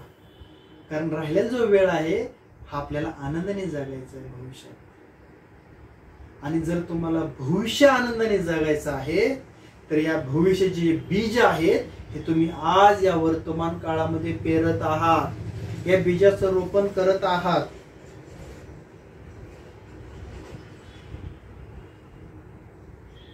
जर भविष्य श्रेष्ठ जगायचं आहे, बेस्ट जगायचं आहे, आनंददायी जगायचं आहे, थोडस आज त्या सर्व बीजांची पेरणी करत आहात, जे पुढे जाऊन तुम्हाला जगायचं आहे. त्यात आनंद भेटेल, प्रेम भेटेल, आदर भेटेल, मान भेटेल, सन्मान भेटेल, सत्कार भेटेल, सर्व तुमच्या पात्रतेचं भेटेल. आज त्याची पेरणी करताय. दुःखाला जास्त वेळ देऊ नका.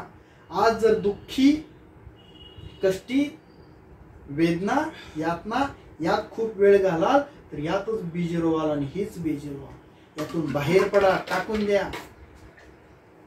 नवीन पेरणी, नवीन बीज रोपण करायचं आहे.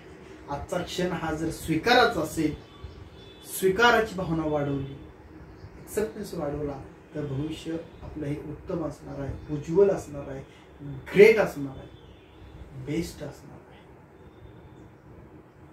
थोडस थांबा. जाने वाले को जाने दो, आने वाले को आने दो. देखेंगे आगे. मंजिला भी बहुत दूर है. ज्या पद्धतीने आपला आहार असतो, आहार कसा असावा?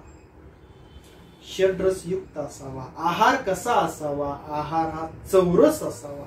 जसं प्रत्येकाला वाटतं माझ्या आहारामध्ये पंचपक्वान असावे.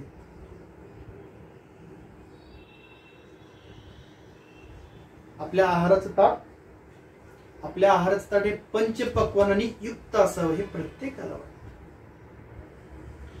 त्याच पद्धतीने आपल्या या जीवनातील जो आनंद आहे, हा आनंद सुद्धा पंचपक्वानासारखाच युक्त आहे. आनंद कसा आहे? चौरस आहे. आनंद कसा आहे? पंचपक्वान युक्त आहे. आनंद कसा आहे? षड्रस युक्त आहे. तो कसा असावा? ज्यासाठी काही गोष्टी आहेत. हे जीवन आनंदी जगायचं आहे ना, मोठी इमारत बांधायची आहे, त्याचे कॉलम तेवढे मजबूत पाहिजेत, त्याचं फाउंडेशन तेवढं बेस्ट पाहिजे, नीव तेवढी परफेक्ट पाहिजे, स्ट्रॉंग पाहिजे. हे जीवन आनंदी जगण्यासाठी पहिली गोष्ट शरीरावर काम करा. शरीराची ठेवण व्यवस्थित पाहिजे, काळजी घ्या, शरीरावर काम करा. शरीराची तंदुरुस्ती पाहिजे, शरीर मजबूत पाहिजे. रोज चालायला जावा, जे चालतात त्यांनी धावा, जे धावतात त्यांनी अजून पुढे थोडंसं करा. सूर्यनमस्कार करा, योगासन करा, जिम करा, जमेल ते शारीरिक श्रम करा. शरीर हे मजबूत ठेवा. आनंदी जीवन जगण्यासाठी हे शरीर मजबूत पाहिजे, कारण हे आपल्या आनंदी जीवनाचं एक कॉलम आहे, फाउंडेशन आहे. शरीराची तंदुरुस्ती एक, मनाची तंदुरुस्ती म्हणजे मानसिकता तेवढी छान पाहिजे. थोड्याशा दुःखाने हुरळून जाऊ नका. मनाने खंबीर बना, स्ट्रॉंग बना, मजबूत बना. थोडस दुःख आलं म्हणून वाईट वाटून घेऊ नका. थोडस दुःख आलं म्हणून लाजू नका, आणि सुख आलं म्हणून लगेच माजू नका. मनाने स्ट्रॉंग राहायचं, तोलायचं नाही लगेच. सुख दुःख आलं लगेच खच्ची करून नाही होऊ द्यायचं. मनाने स्ट्रॉंग बनायचं. मनाची तंदुरुस्ती. शारीरिक आणि मानसिक जर तंदुरुस्ती असेल तर आपल्याकडे पाहिजे आध्यात्मिक. आपली आध्यात्मिक प्रगती झाली पाहिजे. दिवसेंदिवस आपल्या अध्यात्मातली गोडी म्हणजे काय? आनंदी राहण्याची कला आहे, आनंदाची ओढ आहे, विश्वास आहे, पूजा आहे. कोणाची? स्वतःची पूजा, स्वतःवर विश्वास. आपल्या आत्मा जो परमेश्वर रूपी आत्मा आहे याची काळजी, याच्यावर श्रद्धा, याच्यावर विश्वास, हा अध्यात्म. शारीरिक तंदुरुस्ती, मानसिक तंदुरुस्ती, आध्यात्मिक प्रगती झाली पाहिजे. आणि या गोष्टी तीन जर स्ट्रॉंग असतील तर आर्थिक विकास होणार. आणि तुमचा जर आर्थिक विकास चांगला झाला तर तुम्ही भौतिक ज्या सुख सुविधा आहेत या सर्व व्यवस्थित घेऊन यांचा उपभोग घेऊ शकता. यामध्ये तुम्ही राहू शकता. तुम्ही राहाल, भविष्यात तुमच्यासोबत राहणारे तुमचे मित्र असतील, तुमचे नातेवाईक असतील, तुमचे सर्व सगळे सोयरे असतील. त्यामुळे शारीरिक मानसिक आध्यात्मिक, आर्थिक आणि भौतिक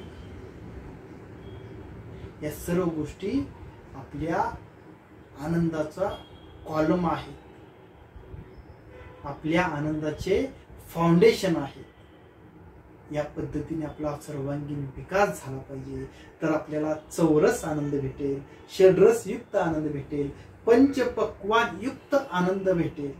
भरपूर पैसे आहेत, मानसिकता व्यवस्थित नाही, उपयोग नाही. भरपूर पैसे आहेत, शारीरिक खच्चीकरण झालेलं आहे, मानसिक खच्चीकरण झालेलं आहे, रोग व्याधीने शरीर सगळं पोकळ झालेलं आहे, उपयोग नाही. फक्त शरीराने मनानेच मजबूत होणे उपयोग नाही. पण एक एक पायऱ्या आपण चढत जातो, शारीरिक, मानसिक, आध्यात्मिक, आर्थिक आणि या सर्व भौतिक. हे आपल्या आनंदी जीवनाचे कॉलम आहे, फाउंडेशनचा आहे. हा कॉलम, हा आनंद पेलू शकते, नाहीतर तो डगमगेल, तो सांडेल, तो मोडेल, तो तुटेल. सुख आणि दुःख यामध्ये फक्त एक पडदा आहे, धुंदीचा. सुख आणि दुःख यामध्ये फक्त एक पडदा आहे, बेशुद्धीचा. ज्या क्षणी शुद्धीवरती या त्यावेळेस हा पडदा हटेल, सुख आणि दुःख एकच दिसेल. ज्यावेळेस स्वीकार भाव जागृत होईल त्यावेळेस सुख आणि दुःख एकच दिसेल. इकडून येतो बंगालचा उपसागर, इकडून येतो अरबी समुद्र, ज्यावेळेस एकत्र येतात त्यामध्ये काही भिंत आहे नाही, फक्त एक रेष आहे, एक कॉलम आहे, एक पडदा आहे, जो दिसत नाही पण आहे. इथे पण तेच आहे, इथे पडदा आहे मोठा, फक्त तो निघून जाऊ द्या. ज्यावेळेस शुद्धीवरती या तेव्हा हा पडदा निघून जाईल, सुख आणि दुःखाचं अंतर मिटून जाईल. जसं सत्वगुण, रजोगुण, तमोगुण, सत्वगुण हे तीन आनंद आहेत, हे तीन आनंद आहेत, हे तीन लोक आहेत, हे तीन गुण आहेत. आणि चौथं गुण आहे गुणातीत. ह्या सर्वांच्या पुढे जाऊ. सुखाची एक भावना आहे, आनंदाची एक भावना आहे, आणि सुख दुःखाच्या पुढची एक भावना आहे जिला स्वीकार भाव म्हणतात, जो कधीच नष्ट होत नाही, जो कधीच संपत नाही. छोट्या छोट्या गोष्टी ज्याला कधी थांबू शकणार नाही, त्याचा कधी अंत नाही. सुखातीत, दुःखातीत तिच्या पुढची अवस्था आहे. स्वीकार भाव तेवढा आपला जागृत झाला पाहिजे. दुःख जगा, मी काय सांगतो, दुःख जगा, दुःख अनुभवा, दुःख पचवा. आपली मुलं आहेत, आपल्या घरातली लोक आहेत, त्यांना दुःख जगू द्या, दुःख अनुभवू द्या, दुःख पचवू द्या. जशी शरीराची पचनक्रिया आहे, ती दुःख पचवण्याची एक पचनक्रिया आहे, ती वाढवा. दुःख जगण्याची सवय ठेवा. ज्या लोकांना पहिल्यापासून फक्त आणि फक्त सुख आहे, दुःख माहीतच नाही, वेदना माहीतच नाही, अपयश माहीतच नाही, अशी लोक एकतर बुद्ध होतील, नाहीतर बुद्ध होऊन भिंतीवर राहतील.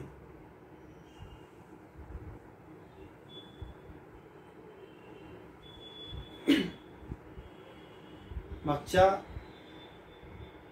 2-3 वर्षापूर्वीची गोष्ट आहे.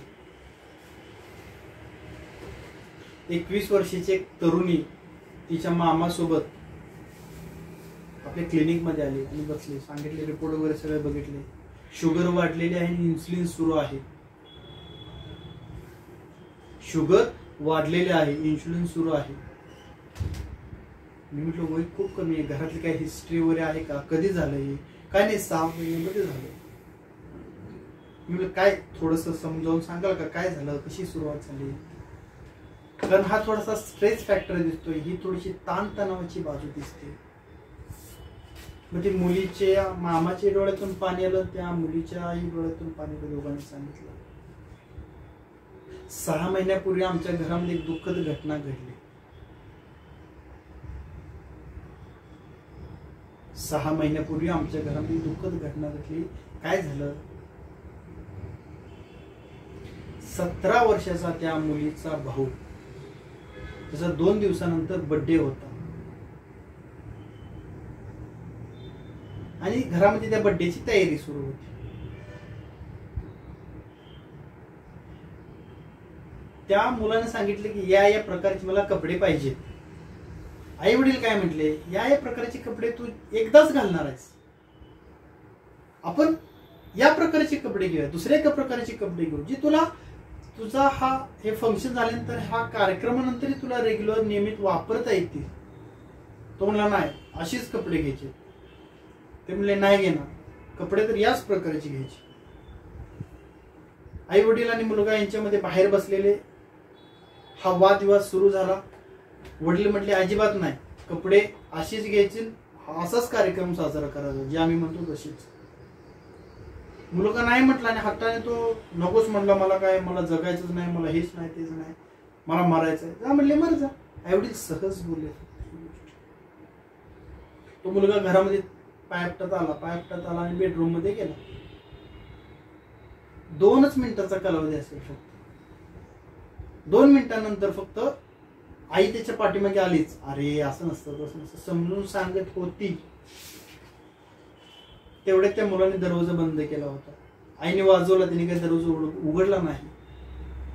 बाहेर आले, त्या मुलाच्या वडिलांना सांगितले, त्यांनी दरवाजा बंद करून घेतलाय, बघा जरा तो काय करतो. काय नसतो करत वगैरे म्हटले. नाही बघा. ते उठले, त्यांनी फक्त खिडकीत, बाहेरून खिडकी आहे, खिडकीतून फक्त बघण्याचा प्रयत्न केला, हा करतोय काय. तो आत आला. तसं 2 मिनिटांमध्ये त्यांनी बहिणीची ओढणी पडली होती, पंख्याला बांधली, गळ्यामध्ये अडकवली, खुर्ची ढकलून. आई आणि बाप त्यांनी समोर बघत होते. मुलगा आपला पाय झाडत आहे, तरफडत आहे आणि आता काही सेकंदामध्ये हा मरतोय. दोघांचे हातपाय गळून गेले, जागेवर बसले. त्याच्यातून कसे बसे आतमध्ये आले.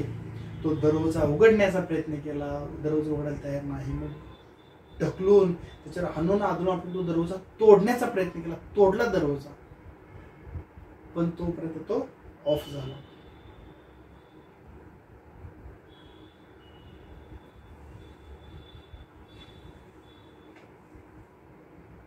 सतरा वर्षाचा मुलगा समोर गेला.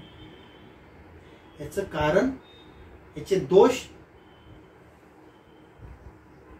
याचे परिणाम हे का झालं, कशामुळे झालं, कोणामुळे झालं. याचं कारण आहे तुम्ही मुलांना दुःख जगायला शिकवतच नाही. तुम्ही मुलांना दुःख सोसायला शिकवतच नाही. त्यांची पचनक्रिया नाहीये दुःख भोगण्याची. त्यांची मानसिकता तुम्ही तयारच केली नाही ऐकण्याची. जसं पचनक्रिया खराब असेल थोडीशी, थोडं तिखट खाल्ली की जुलाब लागते, अन्न राहत नाही, पडून जातो बाहेर. प्रतिकारशक्ती थोडीशी कमी आहे, बाहेरचं पाणी पिले की लगेच शिंका होतात, सर्दी होते, उलट्या जुलाब होतात. का? प्रतिकारशक्ती नाही. प्रतिकारशक्ती बनवा स्वतःची, घरातल्या लोकांची, मुलांची, नातेवाईकांची. कशाची?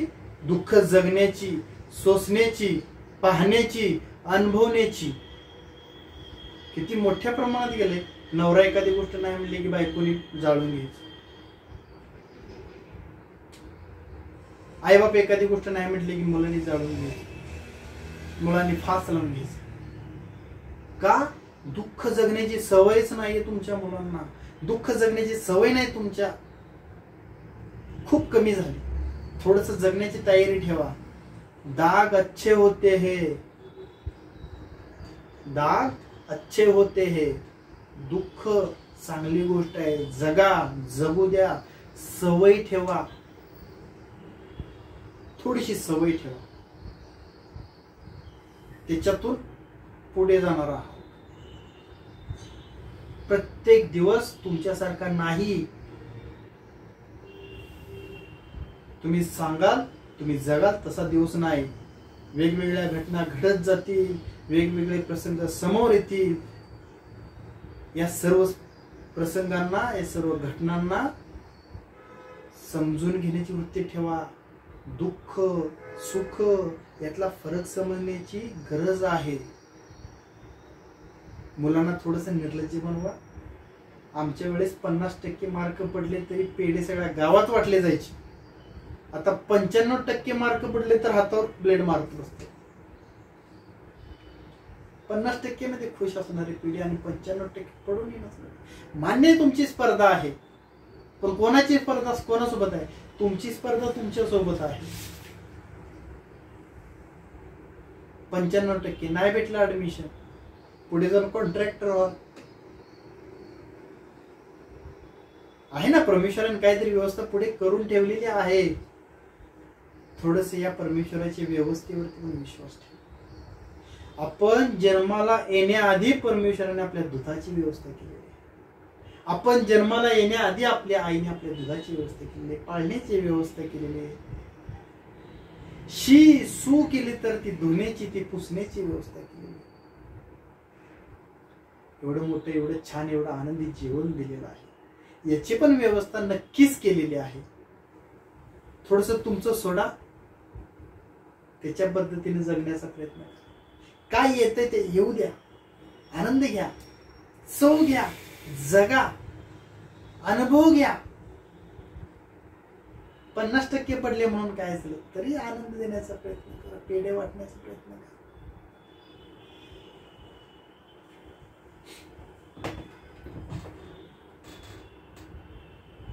हे सांगतो, हे जगलेलं आहे, हे अनुभवलेलं आहे, हे पाहिलेलं आहे या डोळ्यांनी.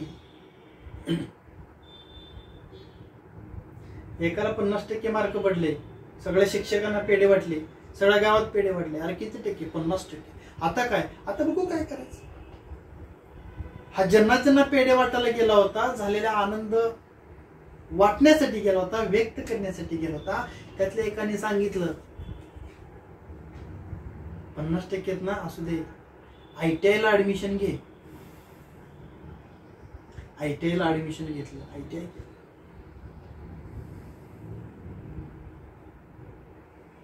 ITI करत करत कोर्टामध्ये जागा सुटली ती शिपाई पदाची. शिपाई पदाला फॉर्म भरला, शिपाईपदी सिलेक्शन झालं. 3-4 वर्षानंतर डिपार्टमेंट अंदर खात्यांतर्गत त्यांची क्लर्कची एक्झाम झाली. क्लर्कची एक्झाम दिली, क्लर्क झाले, चांगल्या पदावर काम करत. 50% वाला 95% 11-12 केली, ग्रॅज्युएशन केलं, MPSC करत बसले. जे आहे याच्यातून मार्ग काढा, याच्यातून जगण्याचा प्रयत्न करा. ज्यांनी दुधाची व्यवस्था केलेली आहे, थोडंसं थांबा, त्यात साखर पण टाकून दे. प्रत्येक गोष्टीची व्यवस्था केलेली आहे. काही गोष्टी घडून गेल्या असतील भूतकाळामध्ये, ठीक आहे, त्या गोष्टीत पुन्हा पुन्हा पुन्हा पुन्हा राहू नका. एखादा व्यक्ती मला असं बोलला, तो पाहुणा तसं बोलला, हा नातेवाईक हा बोलला, शिक्षकाने तसं बोलले, बायको अशी म्हणली, नवरा तसं बोलला. हा जो कचरा आहे, या ज्या घटना आहेत, याच्यामध्ये लोक झुरत जगतायत. हा जो कचरा आहे भूतकाळात, आता केळी आहे, आज जी केळी आहे ती केळी खाली साल राहिली, पिवळी दिसते, उद्या ती काळी पडेल, कारण ती कचरा होईल. भूतकाळात घडून गेलेल्या ज्या घटना आहेत, ज्यातून तुम्हाला त्रास झाला, वेदना झाला, त्या कचरा आहे. त्याचा विचार पुन्हा पुन्हा पुन्हा पुन्हा पुन्हा पुन्हा करून त्याच्या ग्रंथी तयार करू नका. तो त्रास पुन्हा झाला, ती फिलिंग पुन्हा आली, त्या शरीरामध्ये ग्रंथी तयार.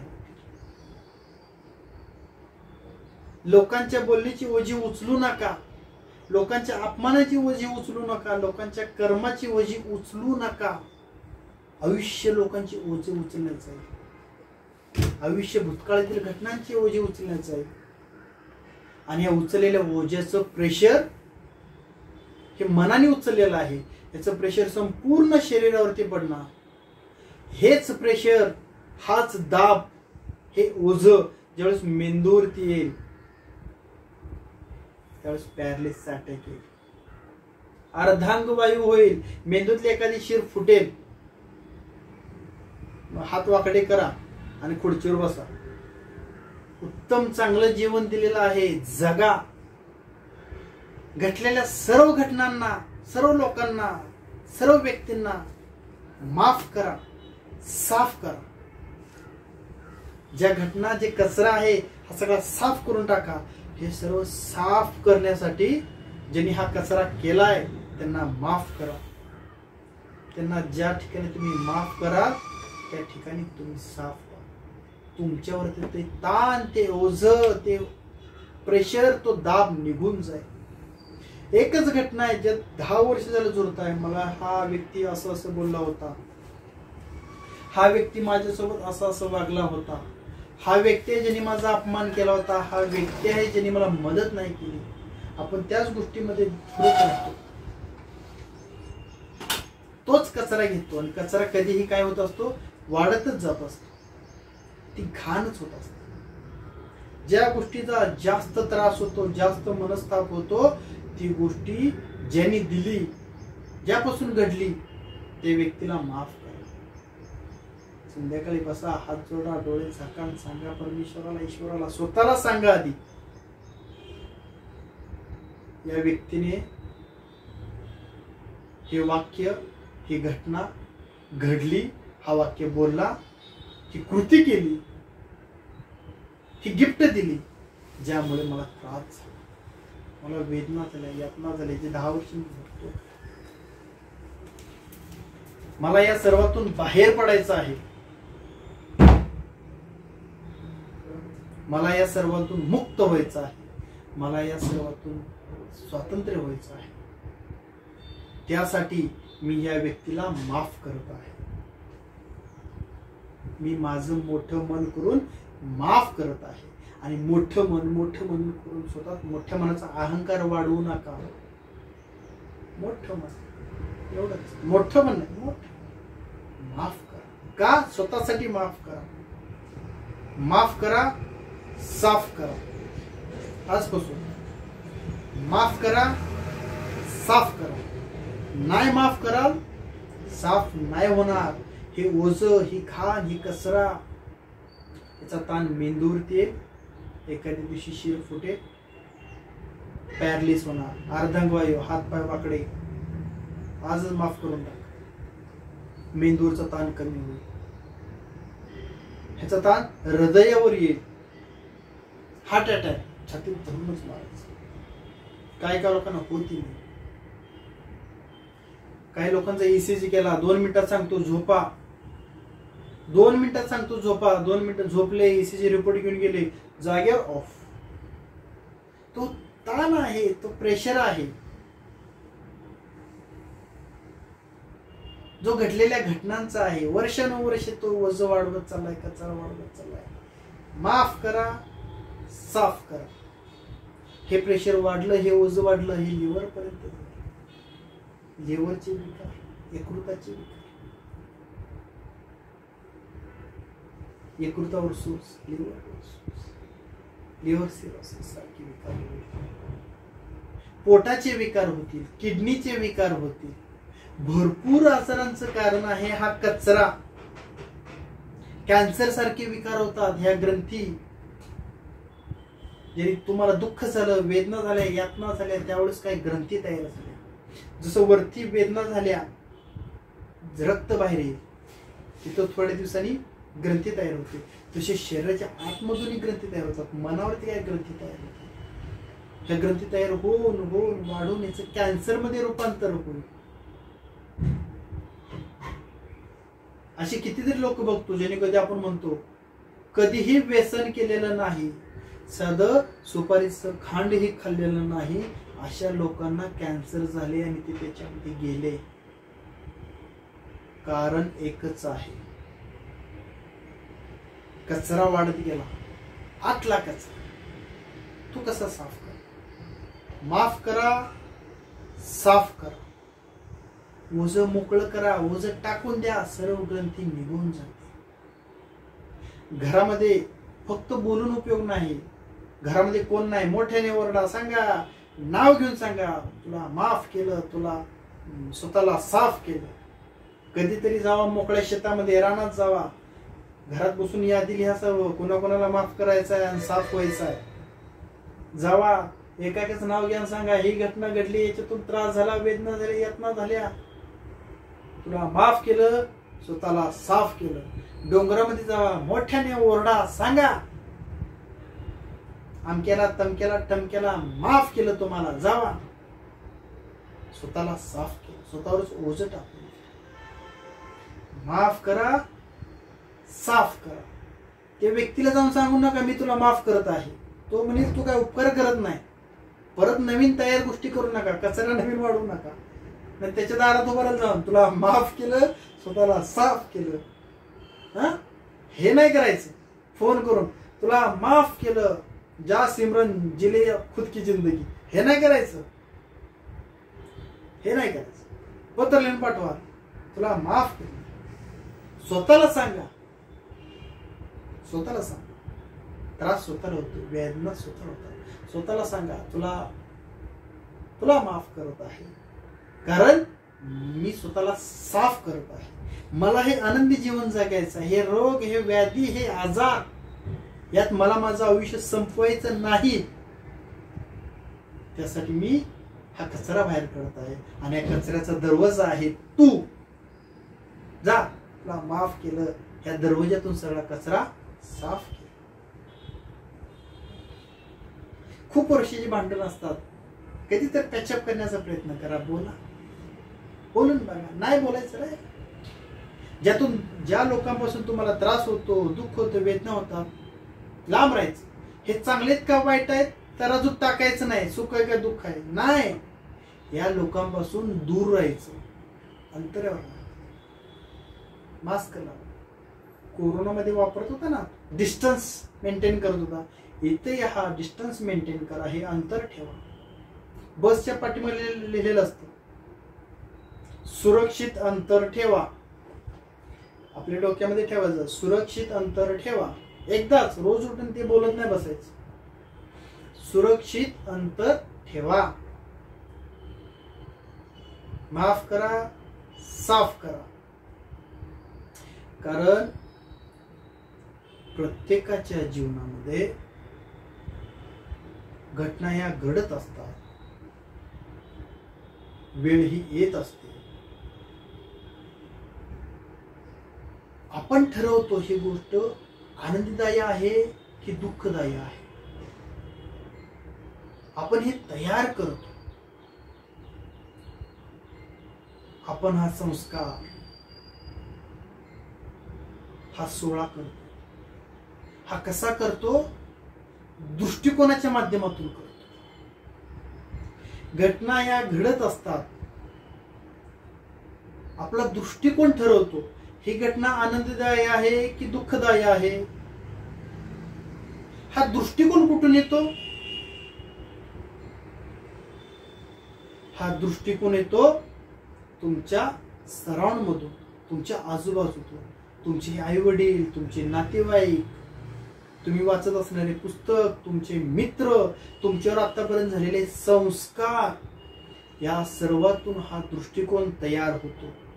आणि हा दृष्टिकोन ठरवतो ही वाईट गोष्ट, चांगली गोष्ट. मग दृष्टिकोन चेंज करण्यासाठी जिथून दृष्टी आली त्या गोष्टी बदला. दृष्टिकोन चेंज करा. दृष्टिकोन चेंज करण्यासाठी काही गोष्टी बदलायचे, बदला. काही पुस्तकं बदला, वेगळी नवीन नवीन पुस्तकं वाचा, नवीन नवीन लोकांना भेटा ज्यांचा दृष्टिकोन चांगला आहे, जीवन सकारात्मक जगतायत, आनंदीदायी जगतायत, त्यांना भेटा. एका छोट्या बिझनेसमॅननी कधीही मोठ्या एखाद्या बिझनेसमॅनला भेटावं, जुने भेटावं, नवीनलाही भेटावं. चांगलं कुठून भेटते, आनंद कुठून भेटतो हे समजून घ्यावं. माझे एक नातेवाईक आहेत,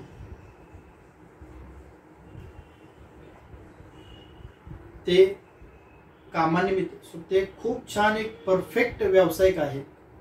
कामानिमित्त ते एका शॉपमध्ये गेले होते आणि ती शॉपमध्ये बसल्यानंतर त्यांनी, ते वयस्कर आहेत, त्यांच्यापेक्षा दुप्पट वय असेल त्यांचं. त्यांनी त्याला सांगितलं कसा चाललाय व्यवसायावर. हे म्हणजे छान छान. काय नाही, जरा नवीन व्यवसाय सुरू करावा म्हणतो. ते म्हटले वा वा, चांगला चांगला, करा करा, नवीन व्यवसाय करा. का नवीन व्यवसाय सुरू करता? या व्यवसायामध्ये काय म्हटलं, आता पहिल्यासारखं काय राहिलेलं नाही आणि नवीन व्यवसाय करा म्हणतो, काहीतरी व्यवसाय बदलाव म्हणतो. त्या वयस्कर अनुभवी बिझनेसमॅनने त्यांना सांगितलं, थांबा, नवीन व्यवसाय तयार करताय त्याआधी थोडंसं थांबा. नवीन व्यवसाय तयार करण्यासाठी खूप नवीन नवीन गोष्टी कराव्या लागतील तुम्हाला. आमचाही आधी एकच बिझनेस होता, आम्ही हे एकच प्रोडक्ट बनवत होतो. आम्हालाही वाटलं बिझनेस वाढवावं, नवीन काहीतरी करावं. मग आम्ही या एका प्रोडक्ट सोबत दुसरा प्रोडक्ट बनवायला सुरुवात केली. त्याच मशीनमध्ये, त्याच फॅक्टरीमध्ये 1 पासून 2 केले, 2 पासून 4 केले, 4 पासून 8 केले, 8 पासून 16 केले. आता एवढे प्रोडक्ट आहेत आणि एवढ्यातून आमचा बिझनेस वाढला, पैसे भेटले. त्या तरुण जे माझे नातेवाईक आहेत त्यांना आयडिया भेटली, पैसे व्यवसायात मिळत नसतील तर त्या व्यवसायामध्ये अजून वेगवेगळ्या गोष्टी बनवा, नवीन व्यवसाय करायला. हे कधी समजलं? ज्यावेळेस तुम्ही एखाद्या तज्ञ व्यक्तीजवळ गेला, ज्यावेळेस तुम्ही एखाद्या सक्सेसफुल व्यक्तीजवळ गेला, ज्यावेळेस एखाद्या आनंदीदायी व्यक्तीजवळ गेला, त्यावेळेस हे समजलं. तुम्हाला जर तुमचं जीवन आनंदीदायी जगायचं आहे तर जे आनंदीदायी जीवन जगतायत अशा लोकांकडे बघा, अशा लोकांना भेटण्याचा प्रयत्न करा, त्यांची चांगल्या चांगल्या सवयी आत्मसात करा. गुण अवगुण दोन्ही असतात, अवगुण एखादा सोडून द्या, तुम्हाला जे छान वाटेल ते तुम्ही घ्या. जीवन असं भेळ मिसळ सारखं असणार आहे, सगळ्यांचे थोडे थोडे थोडे थोडे चांगले चांगले गुण घ्या. आम्ही घेतलेले आहेत, आम्ही गेलेलो आहे, भरपूर लोकांकडे गेलो, भरपूर वेगवेगळे कोर्स सत्संग केले, त्याच्यातून जे जे चांगलं चांगलं काय भेटेल ते सर्व घेतलं, अनुभवलं, समोर ठेवतोय. तुम्हाला याचा फायदा होईल, तुम्हाला यातून काहीतरी वेगळं अजून भेटेल. आनंदी जीवन, दुःखी जीवन यामध्ये जास्त अडकत बसू नका, कारण तुम्हाला ही उत्तर कुठेतरी जाऊन द्यायची आहे. आज जरी नसतील तर भविष्यात जाऊन द्यायची उत्तर कुठे. तुमच्या कर्माची फळं तुम्हाला भेटायची आहेत, भेटणार आहेत, कोणतरी देणार आहेत, देणारा विचारणार. एक खूप मोठा राजा होता, प्रामाणिक राजा होता, बलाढ्य राजा होता, ताकदवान राजा होता, जनतेचं नेहमी कल्याण करणारा राजा होता, शत्रू सुद्धा ज्याचे मित्र होण्यासाठी तडफड होते असा राजा. आणि त्या राजाला 5 मुलं होती. ते 5च्या 5 मुलं नेहमी शिकारीला जायची. आणि एके दिवशी शिकारीच्या मागे हे 5 जण घोड्यावरती धावत होते. धावत असताना अचानक त्यातला एक मुलगा झाडाच्या फांदीला थटला आणि शरीर, डोकं त्याचं वेगळं झालं, शिर आणि धड वेगळं झालं. वेगळं झाल्यानंतर ते उचलून घरी आणलं, ठेवलं. राजवाड्यामध्ये सगळे लोक एकत्र झाले. राजा एकदम दुःखी कष्टी झाला, रडायला लागला, ओक्साबोक्सी रडायला. हे असं कसं काय झालं, असं का झालं? आणि राजाला या झालेल्या गोष्टीची एवढी चिंता, काळजी लागून राहिली, एवढं दुःख आतमध्ये खोल गेलं, तो स्वीकारू शकला नाही झालेल्या घटनेमध्ये. काही महिन्यामध्ये तो राजा झुरून झुरून झुरून झुरून झुरून बेडवरती त्याने जीव सोडला. आता याने बेडवरती जीव सोडल्यानंतर याचा आत्मा, तुम्ही म्हणता ते देवाकडे गेला, परमेश्वरासमोर उभा राहिला. त्याला स्वर्गात टाकायचं का नरकात टाकायचं? राजा म्हणला थांबा. परमेश्वराला राजा म्हणलं थांबा, स्वर्गात आणि नरकात टाकली आधी मला एका प्रश्नाचं उत्तर द्या. तो म्हणले काय? माझ्यासोबत तुम्ही असं कसं काय वागू शकला? माझ्या मुलाला कसं काय तुम्ही मारलं? ही दुःखद घटना माझ्या जीवनामध्ये मी कशी काय आणली? हे दुःख मला का भोगावं लागलं? यातून मला एवढा त्रास, यातना, वेदनानी यातना का झाल्या? तो राजा देवासोबत भांडू लागला, मोठमोठ्याने बोलू लागला, भांडू लागला. सगळे लोक चारी बाजूने जमा झाले. अरे अरे अरे, कसला खतरनाक माणूस, किती मोठा राजा आहे हा, देवाला भांडतोय. देवाने सगळं ऐकून घेतलं, शांत.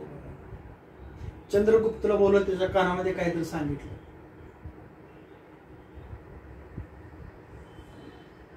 चंद्रगुप्त गेला आणि चंद्रगुप्ताने काठी आणली अशी मोठी. राजाने ती काठी, देवाने ती काठी हातामध्ये घेतली. राजाला असा पकडला, ठोकायला सुरुवात केली राजाला.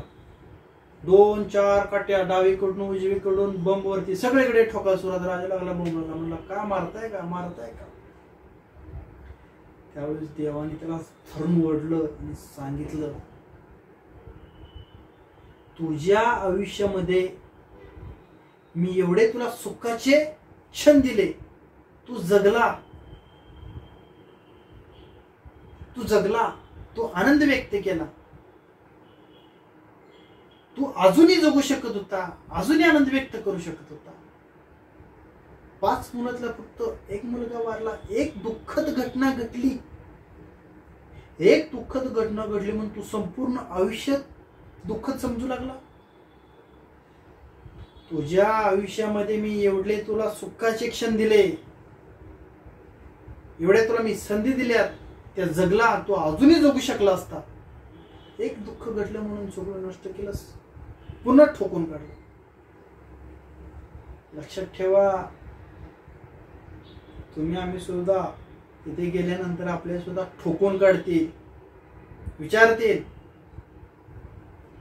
तुला या जीवनामध्ये आनंदी जीवन जगण्यासाठी मी एवढ्या संधी दिल्या, एवढे क्षण दिले. ठीक आहे, तू जगला थोडस आनंद, पण एका दुःखाच्या गोष्टीमध्ये तू सगळं विसरून गेलास आणि सगळं नष्ट केलंस. देव ठोकून काढल्याशिवाय सोडणार नाही, कारण ज्यानं दिलंय तो विचारणार. तुम्ही जर आज एखाद्या मित्राला 10,000 रुपये दिले आणि सांगितलं व्यवसायाची सुरुवात कर, आनंदी जीवन जग जा, त्यांनी 10,000 1,000 रुपये पार्टी केली, 10 रुपये संपवले. ठीक आहे, 9,000 तर कर. त्यांनी 10,000 जर पार्टी करून गोव्याला बीचवरती जर सगळ्या मित्रांना जर उडवले, तर महागाऱ्याला तर तुम्ही धरून ठोकणार. त्याला तुला 10,000 दिले होते, 1,000 उडवले, ठीक आहे, 9,000 काय व्यवसायात घातले नाही. त्याच पद्धतीनं परमेश्वर आपल्याला धरून विचारणार आहे, ठोकून काढणार आहे. तुला एवढे क्षण आनंदाचे दिले होते, तू का जगला नाहीस? एखाद्या दुःखद घटनेसाठी संपूर्ण आयुष्य स्पॉइल केलंस, नष्ट केलं सगळं.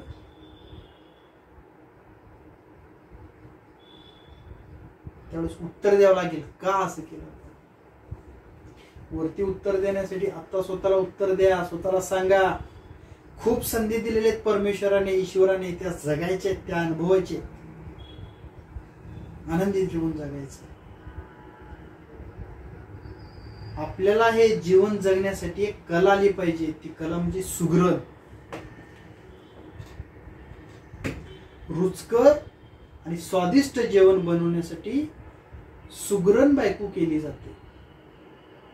बरोबर आहे ना? जी बायको सुगरण आहे ती रुचकर आणि स्वादिष्ट जेवण बनवते. जर आमटीमध्ये थोडस मीठ जास्त पडलं, जी सुगरण आहे ना, सुगरण ही त्या आमटीमध्ये, त्या पातळ भाजीमध्ये पाणी ओतते आणि पाण्याचं प्रमाण वाढवते, ज्यामुळे मीठ हे कमी होतं आणि जे खारट झालं होतं, बेचव झालं होतं, ते चविष्ट लागतं. थोडीशी चटणी जास्त पडली, चिंच टाकते, लिंबू पिळते, ज्यामुळे तिखटपणा कमी होतो. सुगरण जी महिला आहे तिला फक्त मीठ आणि तिखट किती टाकायचे हे समजते. आपणही आपल्या जीवनामध्ये प्रत्येकाने सुगरण झालं पाहिजे. कशाचं सुगरण? आनंदी जीवन जगण्यासाठी सुगरण झालं पाहिजे. भूतकाळातील घटना ज्या घडलेल्या आहेत त्यामुळे किती वेळ द्यायचा. आणि भविष्य काळामध्ये ज्या घडणाऱ्या घटना आहेत त्याला किती वेळ द्यायचा हे समजलं पाहिजे. हा बॅलन्स करता आला पाहिजे. यासाठी आपल्याला सुगरण व्हायचं आहे. आणि जो सुगरण होतो तो आनंदी आणि निरोगी आयुष्य नक्की जगतो. तो त्याचा अधिकार आहे. जर बायको सुगरण नसेल आणि कळत न कळत जर जेवणामध्ये मीठ जास्त पडलं तर ती पूर्ण पातेलं फेकून देते. थोडीशी चटणी जास्त पडली की पूर्ण पातेलं ती भाजी टाकून देणार आणि नवीन बनवणार. यात नुकसान आहे. पण ती जर सुगरण असेल तर त्यामध्ये थोडस पाणी वाढवते, लिंबू टाकते, चिंच टाकते आणि तो बेचवपणा नष्ट करून एक चविष्टपणा निर्माण करते. आपल्या या दैनंदिन जीवनामध्ये सुद्धा भूतकाळात काय घटना घडल्या असतील, भविष्यात काय घटना घडणार असतील. ठीक आहे, ठीक आहे, बघूया. घडल्या माफ केलं. ज्या घडणार आहेत त्यांना माफ करायला तयारी ठेवू आणि बघू काय होतंय. हा बॅलन्स ठेवूया. सुगरण बनूया. जो सुगरण बनेल तो आनंदी जीवन जगेल. अरे परमेश्वरांनी पाठवलेच इथं आनंदाने जीवन जगण्यासाठी. पृथ्वीवरती आपण जो जन्म घेतला आहे हा एक सहल आहे, एक ट्रिप आहे. आपण ट्रिपला कशासाठी जातो, सहलीला कशासाठी जातो? आनंद घेण्यासाठी जातो. इथं आनंद घेण्यासाठी पाठवले, दुःख घेण्यासाठी नाही. भरपूर धर्मगुरू सांगून गेले जीवन हे दुःख आहे. मी म्हणतो नाही, त्यांना समजलंच नाही. जीवन हे आनंद आहे. आनंद घेण्यासाठी ते सर्वजण आपण आलेलो आहोत. आनंदाने जगलं पाहिजे. देवाला उगाच मंदिरात जाणं आणि हात जोडून भीक मागू नका. मला सुखी ठेव, नोकरी दे, छोकरी दे, हे दे, ते दे, जावई दे, सून दे, बायको दे, नोकरी, प्रमोशन दे. देवा आणि त्याने दिलेलंच आहे सगळं. प्रार्थनाच करायचे ना तर काय प्रार्थना करावी? हे परमेश्वरा, हे ईश्वरा, माझी धी, धृती, स्मृती, ही बुद्धी ही जागृत ठेव. वर्तमान काळामध्ये राहण्यासाठी जे विचार मला पाहिजे ते दे. स्वीकार शक्ती माझी वाढवण्यासाठी जे विचार पाहिजेत, जी ताकद पाहिजे ती दे. हे जीवन आनंदीदायी जगण्यासाठी जे विचार पाहिजे, जे लोक पाहिजे, ज्या घटना घडल्या पाहिजे, जी दृष्टी पाहिजे ते माझ्या जीवनामध्ये. हे परमेश्वरा, ज्या ज्या लोकांमुळे माझ्या आत कचरा झालेला आहे, माझ्यामुळे ज्या ज्या लोकांच्या आतमध्ये कचरा झालेला आहे त्यांना माफ करण्यासाठी मला शक्ती दे, ताकद दे, विचार दे. ही प्रार्थना झाली पाहिजे. माझं प्रमोशन कर, घर होऊ दे, बंगला होऊ दे, गाडी होऊ दे, मुलीचं लग्न होऊ दे, तिला मुलं होऊ दे आणि त्या मुलाने तुझ्या डोक्यामध्ये दगड आणू दे, मग त्या मुलाला तू शेव्या देऊ दे. हे घटना नकोय. ह्या मागण्या नकोय. वारकरी संप्रदायामध्ये खूप खूप छान एक कडवं आहे. देवाला काय मागावं? देवाला काय मागावं? तुझा विसरण व्हावा. तुझं विस्मरण होऊ नये, तुझा विसर होऊ नये. हे एकच मागणं मला दे. तू माझ्या जवळ आहे म्हणजे मी सर्व काही मिळवलेलं आहे. तू माझ्या जवळ आहे म्हणजे मी सर्व काही मिळवलेलं आहे. ज्यावेळेस महाभारत झालं, महाभारत झाल्यानंतर श्रीकृष्ण निघून चालले. आता जाताना कुंतीला भेटलं पाहिजे. त्यांच्या आत्या त्या आत्या म्हटले मी येतो. आत्या म्हटले ठीक आहे ये, पण सर्वांनी तुला काहीतरी मागितलं, तू सर्वांची इच्छा पूर्ण केली, मागणं पूर्ण केलं. माझं एक मागणं आहे तेवढं मला दे. श्रीकृष्ण बोलले काय मागणं आहे तुझं? काय इच्छा आहे तुझी? माझ्या या 5 मुलांना कधीही सुखी ठेवू नको. का? श्रीकृष्ण प्रश्न पडला, का सुखी ठेवू नको? कुंती मातेने सांगितलं, जर तू ह्यांना नेहमी सुखीच ठेवलं तर यांना तुझा विसर पडेल, हे तुला विसरून जातील. मध्ये आधी थोडस दुःख दे. दुःख बाहेर काढण्यासाठी, दुःखातून बाहेर पडण्यासाठी तरी तुला हात जोडतील रे. दुःखातून बाहेर पडण्यासाठी, दुःख निघून जाण्यासाठी तुला हात जोडतील. ही माता, हे संस्कार, हे आपल्यामध्ये रुचू द्या, जगू द्या. घडलेल्या घटना माफ करा, साफ व्हा. घडलेल्या घटना आहेत, स्वीकारा. आनंदी जीवन, निरोगी जीवन, तो तुमचा अधिकार आहे आणि यासाठीच आपण इथे आलेलो आहोत. पृथ्वीवरती कशासाठी आलो आपण? दुःखात जीवन जगण्यासाठी. कोणी सहलीला जातं का दुःखी राहण्यासाठी? नाही. गोवा, महाबळेश्वर, कुलू मनाली, इकडे तिकडे कशासाठी जातात? आनंद घेण्यासाठी, आनंद जीवन जगण्यासाठी. इथे पण आपण त्यासाठीच आलेलो आहोत, आनंद घेण्यासाठी.